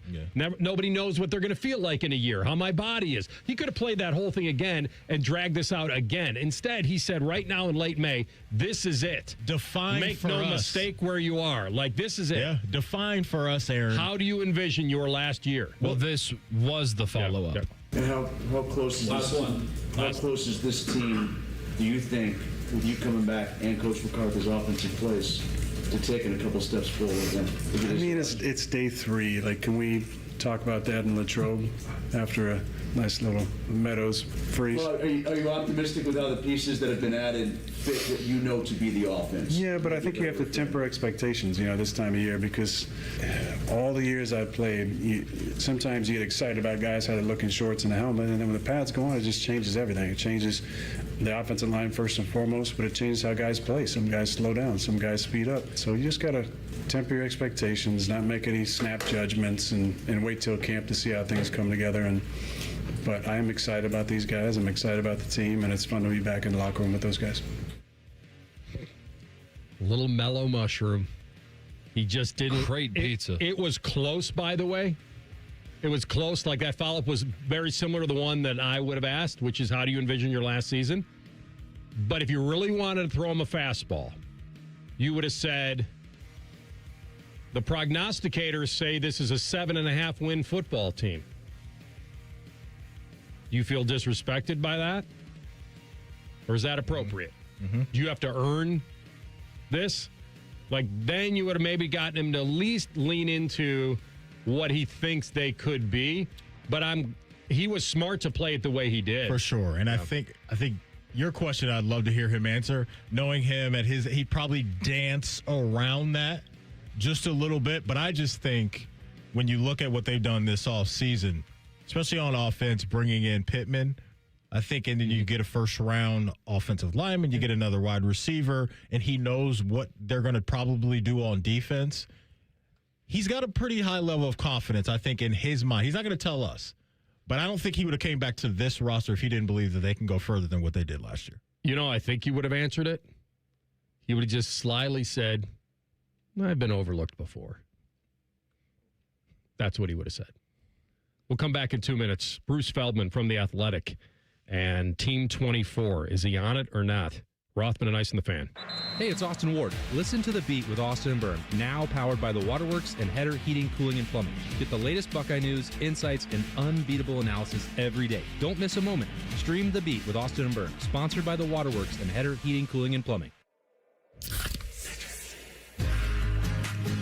Give me a mountain with lots to do. Give me the sunshine, give me a dew. Give me something simple and true. All I need is sunshine and a cool, refreshing mountain dew. So give me my good days, give me a dew. Grab some friends and an ice-cold Mountain Dew today. Mountain Dew. Great Lakes Hyundai, the savings are so good. Right now, get 0% financing for up to 60 months on new 2026 Tucson SE. 0%, plus make no payments for 90 days. Columbus or Dublin or glakeshyundai.com. With approved credit, not all will qualify. N61. When sudden illness or injury strike, Ohio State offers 3 types of urgent care to meet any of your needs. From traditional urgent care to our specialized orthopedic urgent care for activity-related injuries and advanced urgent care for more serious injury and illness. Our experts treat everything from broken bones to ear infections and colds and flu. Ohio State Urgent Care. This is world-class care. I love Right Pack Credit Union because they're solution driven. I feel valued as a member. They're focused on the latest technology and the personal connections. Experience benefits that go beyond banking with Right Pack Credit Union. Just ask our actual members. I definitely recommend Right Pack to all my family and friends as a credit union of choice. Visit one of our Columbus area Right Pack Credit Union member centers near you. Based on individual members' experiences, results may vary. Rothman and Ice is sponsored by your local Pella Window and Door showroom on Gemini Parkway. The Fan, Ohio sports destination. A perfect afternoon parlay. This is Rothman and Ice. All right, he's a best-selling author, reports for The Athletic and Fox. He's our friend Bruce Feldman, taking his time to join us now on the Bryan Heating Cooling Systems Fangast Hotline. Bruce, welcome back, my man. Good to be on with you guys. Thanks for having me. Thank you. All right, let's hit you right where the narrative is. The Big Ten and their commissioner pushing pretty hard for a 24-team college football playoff. Is the answer so easy as, hey, if there's more spots, there's more teams, and that means more money for them? Is that it? I think that's probably the biggest driver of this is the feeling that there will be more money for the playoff because you'll have more teams who are still engaged in November. Lose 2 games in the first, 2 months. People, it'd still be a good season for a lot of teams to go, 9-3 or, even 10-2. But I think the idea that if you're a 9-3 team and you have a really good chance of making the playoff, even if you're an 8-4 team, depending on how it breaks, I think that's the selling point to them is a lot of teams who would have little to no shot to make the 12-team playoff now are like, we could be 21 through 24, and that means our fan base is engaged, and that means the viewers are there. Again, no one's seen the numbers yet. I think these are expectations and maybe projections, but there's a lot of stuff that needs to be sorted out. All right, so why are they pushing so hard for a 24, and then you go to the SEC, and they're like, no, I think 16's good, or 12, like 16 at the most. Like, why wouldn't they want more? I think the SEC feels like, if our teams have really good years, then they're going to get in. And if they don't, they won't. And, I don't want to simplify it as much to just this point. And I'll say this by pointing out that I do work for Fox Sports, but ESPN basically has the whole playoff, and what they don't have, they've sub-licensed to TNT, and Fox doesn't have any of it. And Fox is tied very closely to the Big Ten, and the SEC is the cash cow for ESPN. Much more so. Yes, the ESPN has the ACC network and the ACC, but the real brand, the most favorite nation for ESPN is SEC, and so. I don't know if it's an oversimplification to say that's how it really sets up, but that's sure how it feels if you talk to people inside the sport. So let's talk about another big-time story that's happening within the sport right now, and that's the Brendan Sorsby situation. And so they bring him in to Texas Tech. They pay him reportedly a whole bunch of money, Bruce, and now here we are having to deal with, or more importantly, I guess he has to deal with this whole betting deal. And so this is going to court now. And so can you kind of just update the situation on Brendan Sorsby and where you believe this thing is going to go? Right. So he has a very high-powered attorney, Jeffrey Kessler, who's been in a lot of high-profile cases in not just college football, but in sports in general over the last 25-plus years. The cases they put it together, though, I don't see how. I think the hope is that they're going to have a very favorable judge in Lubbock, Texas, where Texas Tech is located, who's going to just kind of throw his hands up and wave him through. I don't see how the NCAA, though, and honestly, the more I thought about it, it's not just the NCAA, even the Big 12, right? Because obviously Texas Tech is a Big 12 school, but you're sitting there going, this is the thing, probably more so than any, that coaches, especially in football, but really all sports, are like, this is the biggest no-no. We have meetings about this. You can't bet on games, and you definitely can't bet on games you're involved with, which he did. In teams that he was in the program. He may not have played in some of the games, but he was in the program. He bet on a lot. I think he's very fortunate that he was able to play as long as he did before he got caught with this, because there's a lot of digital footprints on the gambling side of this, of what he did. If I think his side of it wants to basically serve a 2-game suspension and then let him get cleared. I mean, Texas Tech plays 2 really weak opponents in the first 2 games. The idea that would be it, and then he can turn around and play, what kind of message does that send to the rest of college athletics? I mean, to me, it's preposterous. I get that he is saying that, he has a gambling problem and everything like that. That is, we can be sympathetic to that, but also don't mean that the rules that he was operating in don't count for him. There's a lot of people who have addictions. It doesn't mean you just completely throw the rules away when their addictions cause them to just basically run through the stoplight. It's just, I don't know. To me, it's a baffling case that they think they would win this, other than just home cooking with a local judge. Yeah, Bruce, and it is hypocritical to some degree if a guy admits he's addicted to gambling, and then the lawsuit basically says, well, I never bet on a game that I played in or that I believed I had a reasonable chance of playing in. And then once I was Indiana's backup quarterback, that I never bet on a game involving Indiana or Cincinnati football while he was a member of the programs, which tells you, wait a minute, so you were addicted or you weren't? It sounds like you had it under control when you knew you weren't involved. I see your point. I didn't even think about that piece of it, but you're right, because then it does show some aspect of self-discipline in regard to that. That's just another layer of it. My point is, whether he plays in the games or not, he has so much insider information about how the team is going to do, who might be hurt, who might be coming back, different things that they know. It's just like one of these where I don't see how you do it, because you open up such a Pandora's box. I mean, this guy placed thousands of bets, and he did bet on the team he played for, and a lot. It's just, I just don't see how the NCAA, how they would not fight this tooth and nail to do this. And again, I would think that the Big 12 would have a big problem internally if they, go to bat for Texas Tech at the expense of not just the rest of their football conference, but really the rest of all their athletic programs. So that's what this is opening up. Bruce Feldman with us from The Athletic, covering college football. Does the Big Ten do it again this year? Is the SEC going to kind of end the run? What is your feeling? They've gone 3 for 3 with 3 different teams.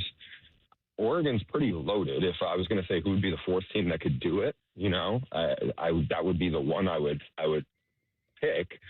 Obviously Ohio State still has they lost a lot of high-level talent. They're still really talented. I feel like that there's, Texas could be really good. They were probably a year away last year. I don't know if I'm convinced that they're going to, anything I've seen from last year is like, oh, yeah, they're going to be a national title team. But I wouldn't bet against the Big 10 at this point, just because of all the guys Oregon has back. And what we've seen is this landscape has changed dramatically in college athletics from the days of it being Georgia or Alabama and the occasional LSU, coming in. It's just so much different now because of the portal and because of NIL. It's just reshifted everything. Saban's not coaching. He left, obviously, because of this change in climate. And, I feel like you could pick probably any one of three teams, maybe Signetti's team, even though they lost Mendoza and some really good players. They have a lot of really good guys back on defense. Maybe he can repeat. I've learned after last year not to doubt him or not to underestimate him. What type of impact do you believe Ed Orgeron's going to make at LSU now? I think it's a big hire for Lane Kiffin. A couple of reasons. One, he's immediately becomes the best recruiter on that staff. That's what he is best at.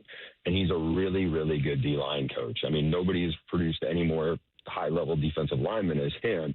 I think what he really does is twofold. One, he's the guy who is the intensity guy to balance out kind of Lane Kiffin and some of the other stuff that's there. Like, I don't know if I'm not saying they didn't have anybody who brought that to that program, but he really brings that. He knows Lane Kiffin better than anybody.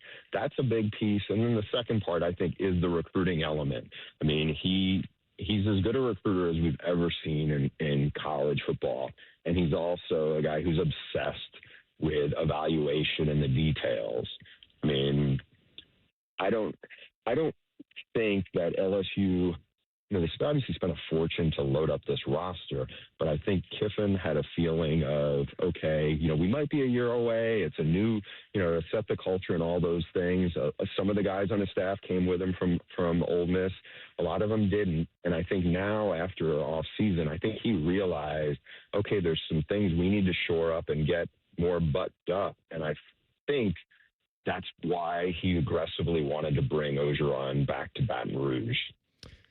Born in the Bayou, man. He defines it, that's for sure. Bruce, this was awesome. Thanks for taking the time, my man. Hope we get to talk soon. Be well. Always a pleasure, guys. Thanks for having me. Thanks. Bruce Feldman, reporter for The Athletic and Fox Sports and the best-selling author. He was on the Bryant Heating Cooling Systems fan guest hotline. We come back with Tell the Truth. Next, Rothman and Ice and the Fan. A lot of hosts have been on our airways in the past 30 years. Some good, some bad, some really bad. Anyway, sorry for that. The Fan. Hey, it's Bobby Carpenter. Bring your landscape back to life with an unbeatable deal from Ohio Mulch. 5 bags of premium mulch for just $10. You choose from absolute black, brown, or red to make your flowers pop and your curb appeal shine. Visit ohiomulch.com to find a location near you. Hey, I'm Pick. And I'm Paul. My partner here is making his first do-it-yourself fix-your-own-car video. How do I look? Like you need a shave. I'm serious. Go! Hey, this Friday through Monday during Dollar Days at Pick and Pull, every part you pick and pull from the yard is 50% off. You're such a DIYer and social influencer. From doors to fenders, every part is half off. Yeah. Seats are just $15. Doors are $25. Floor mats are just $1. Are you posing? Yeah, influencers pose. This Friday through Monday, fix your car yourself and save 50% off any part during Dollar Days at Pick and Pull. Grilling season starts now at Billiards Plus. Shop top-of-the-line grills and turn every cookout into a win. Then bring the fun inside with pool tables, shuffleboard, and more. Everything for the ultimate game room. Billiards Plus. Grills, games, and good times. Online or on Dublin Center Drive in Dublin. Whether you're repping the orange and brown or shouting Hoo Day, the ultimate football pilgrimage is closer than you think. Ditch the living room, get the family on the road, and make the short drive to greatness and visit the Pro Football Hall of Fame in Canton. From the backyard to the gridiron, it's the one place where every fan comes together to create new family memories. Make it a weekend to remember and see why Ohio truly is the heart of football. Visit profootballhof.com and plan your visit today. Hey, Columbus, buy a new Ford at the same price of Ford employee pays. No markup, no haggling. Right now, Capital Ford of Columbus, get employee pricing on F-150s, Super Duties, Explorers, Mustangs, and more. Thousands in savings. This deal ends soon. Come to Capital Ford today, priced for you. Hey, what's up? It's T-Bone. Now is the time to call Comer & Cross and transform your garage with a gleaming new Comer & Cross garage floor. Maybe your garage floor has exposed concrete with stains and cracks or a bad epoxy or paint job. Well, a new Comer & Cross garage floor will transform your entire garage in just one day. Now, here's the great part of this whole story. If you call them right now, they're going to take 50% off installation. Yeah, that's right, 50% off installation from Comer & Cross when you call them today at 1-800-NEW-FLOOR. A Comer & Cross garage floor is the gold standard, guaranteed to never chip, crack, or show tire lift like epoxy or paint ever. Plus, they make it easy. They'll take your stuff out of the garage for you. They'll fix your cracks and pits perfectly like it's a new garage floor, and then they'll apply the proprietary finish that you pick. Yeah, I said it. They'll fix your cracks and pits. What's wrong with that? That's what you want. So call them today at 1-800-NEW-FLOOR to get 50% off installation. That's 1-800-NEW-FLOOR. Or go to ComerCross.com. Want to win free Hothead burritos or bowls for a year? Play the Hothead Scratch and Win game, where every card is a guaranteed winner. Even a trip to the Caribbean could be yours. Get to Hothead Burritos during Cinco de Monto and scratch away. I'm John Morgan of Morgan & Morgan. If you've been injured in a car accident, call America's largest injury law firm. For over 35 years, my mission has been to deliver more for our clients, to deliver more for you. If you or anyone in your family has been injured in a car accident, call us now, as the time to file a claim may be limited. Last year, more clients hired Morgan & Morgan than ever before, protecting America, fighting for you. Morgan & Morgan. Injured? Dial pound law. Morgan & Morgan, Ohio office located at 600 Vine Street, Cincinnati. Prior results do not guarantee a similar outcome. In the military, the mission was clear. You knew what to do. Now, the mission has changed. Stepping into civilian life isn't about finding a job. It's finding your purpose. I wanted a career that would leverage the skills and discipline I gained in the military. IT just felt right. My Computer Career offers class schedules that fit into your life and skills in high demand. Put your VA benefits to work. Visit mycomputercareer.edu/CWP to jumpstart your IT career today. An Elite CompTIA certification partner. Financial aid is available to those who qualify, including VA benefits. The Fan has a secret radio station. It's called The Fan 2. You can listen to the Bob and Tom Show, Jim Rome, and Buckeye stuff. Why do they pay me big money to whisper? The Fan 2 is on the Fan's HD2 channel and streaming on the Fan app. You're welcome. The Fan Guest Hotline is sponsored by Patriot Air Comfort Systems and Bryant, doing whatever it takes to keep your home comfortable. The Fan. Tell the truth with Rothman and Ice. Sponsored by McDaniel GM Superstore. Driving excellence since 1916. Chevrolet. Together, let's drive. All right, TLC, take us home. All righty. So I did not even know this when I was planning this question. I don't know why it popped in my head, but I was just driving into work today and I thought of this. Turns out it's National Wait Staff Day. But my question was going to be anyway, how long do you think you would need to work in the service industry for you to get to the point where you could take a table's order without writing anything down?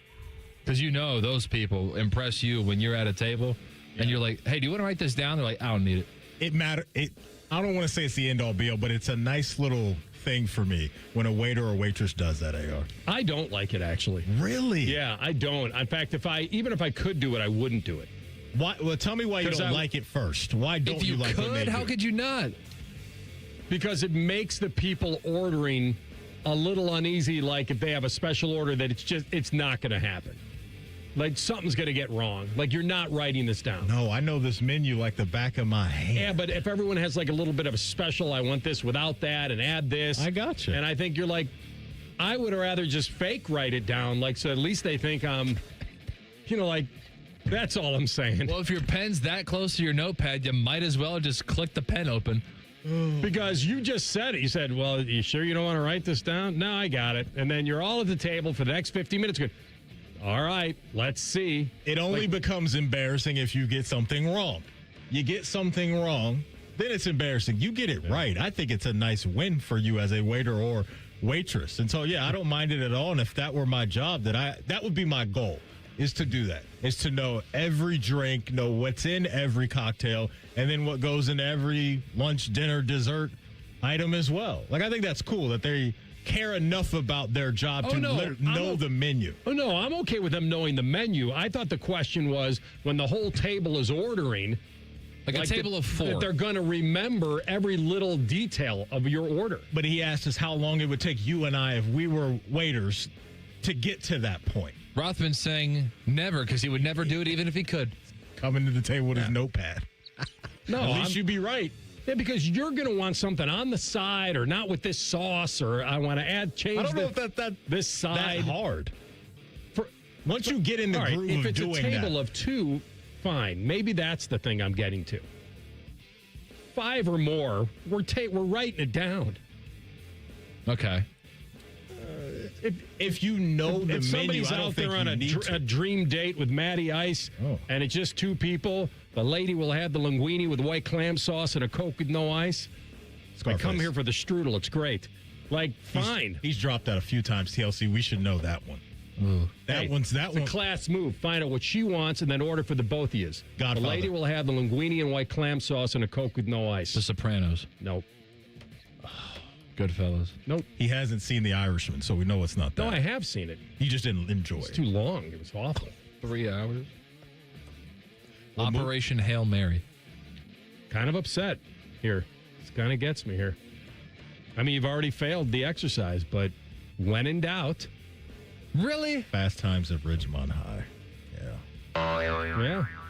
That's all me. Just TLC. saying when in doubt. That's an L for me, not for you. Because that's what I'm supposed to know that. No, but that's one of those too where it's like when it's not that, he's like, all right. He's like rolling his his eyes. No, he's like, I'm not. You guess that all the time. And then when it is that, it's like, how could you not guess Fast Times at Ridgemont High? I'm just saying when you're out of answers, go to that. You may as well. It's like on multiple choice in high school. Always go C. I was a B guy. Oh, were you? Yeah. Did it work out? Yeah. No, it didn't. Oh. It did. They probably, after years, they probably realized that everyone is. Yeah, for sure. Going to C. We got to change it up a little bit. Right. I say over a year for me. We're going to go win a lot of games this year and play great and win a Super Bowl. And Whatever. Let's go get one. They're easy. Do your friends think you're funny? Ooh. Wow, that was not a good reaction. No, it was an ooh because I would love to know their answer to this because I think they think I'm kind of funny. But a lot of the jokes and things I say to them, I can't say on the air. They're a little bit more, personal. You're correct. Yeah. When somebody says that to me, I come back and say, what do you mean funny? Funny how? How am I funny? Yeah, what am I, a clown? I'm here to amuse you? That Casino? No. Anytime I hear Joe Pesci now, I'm going to think not.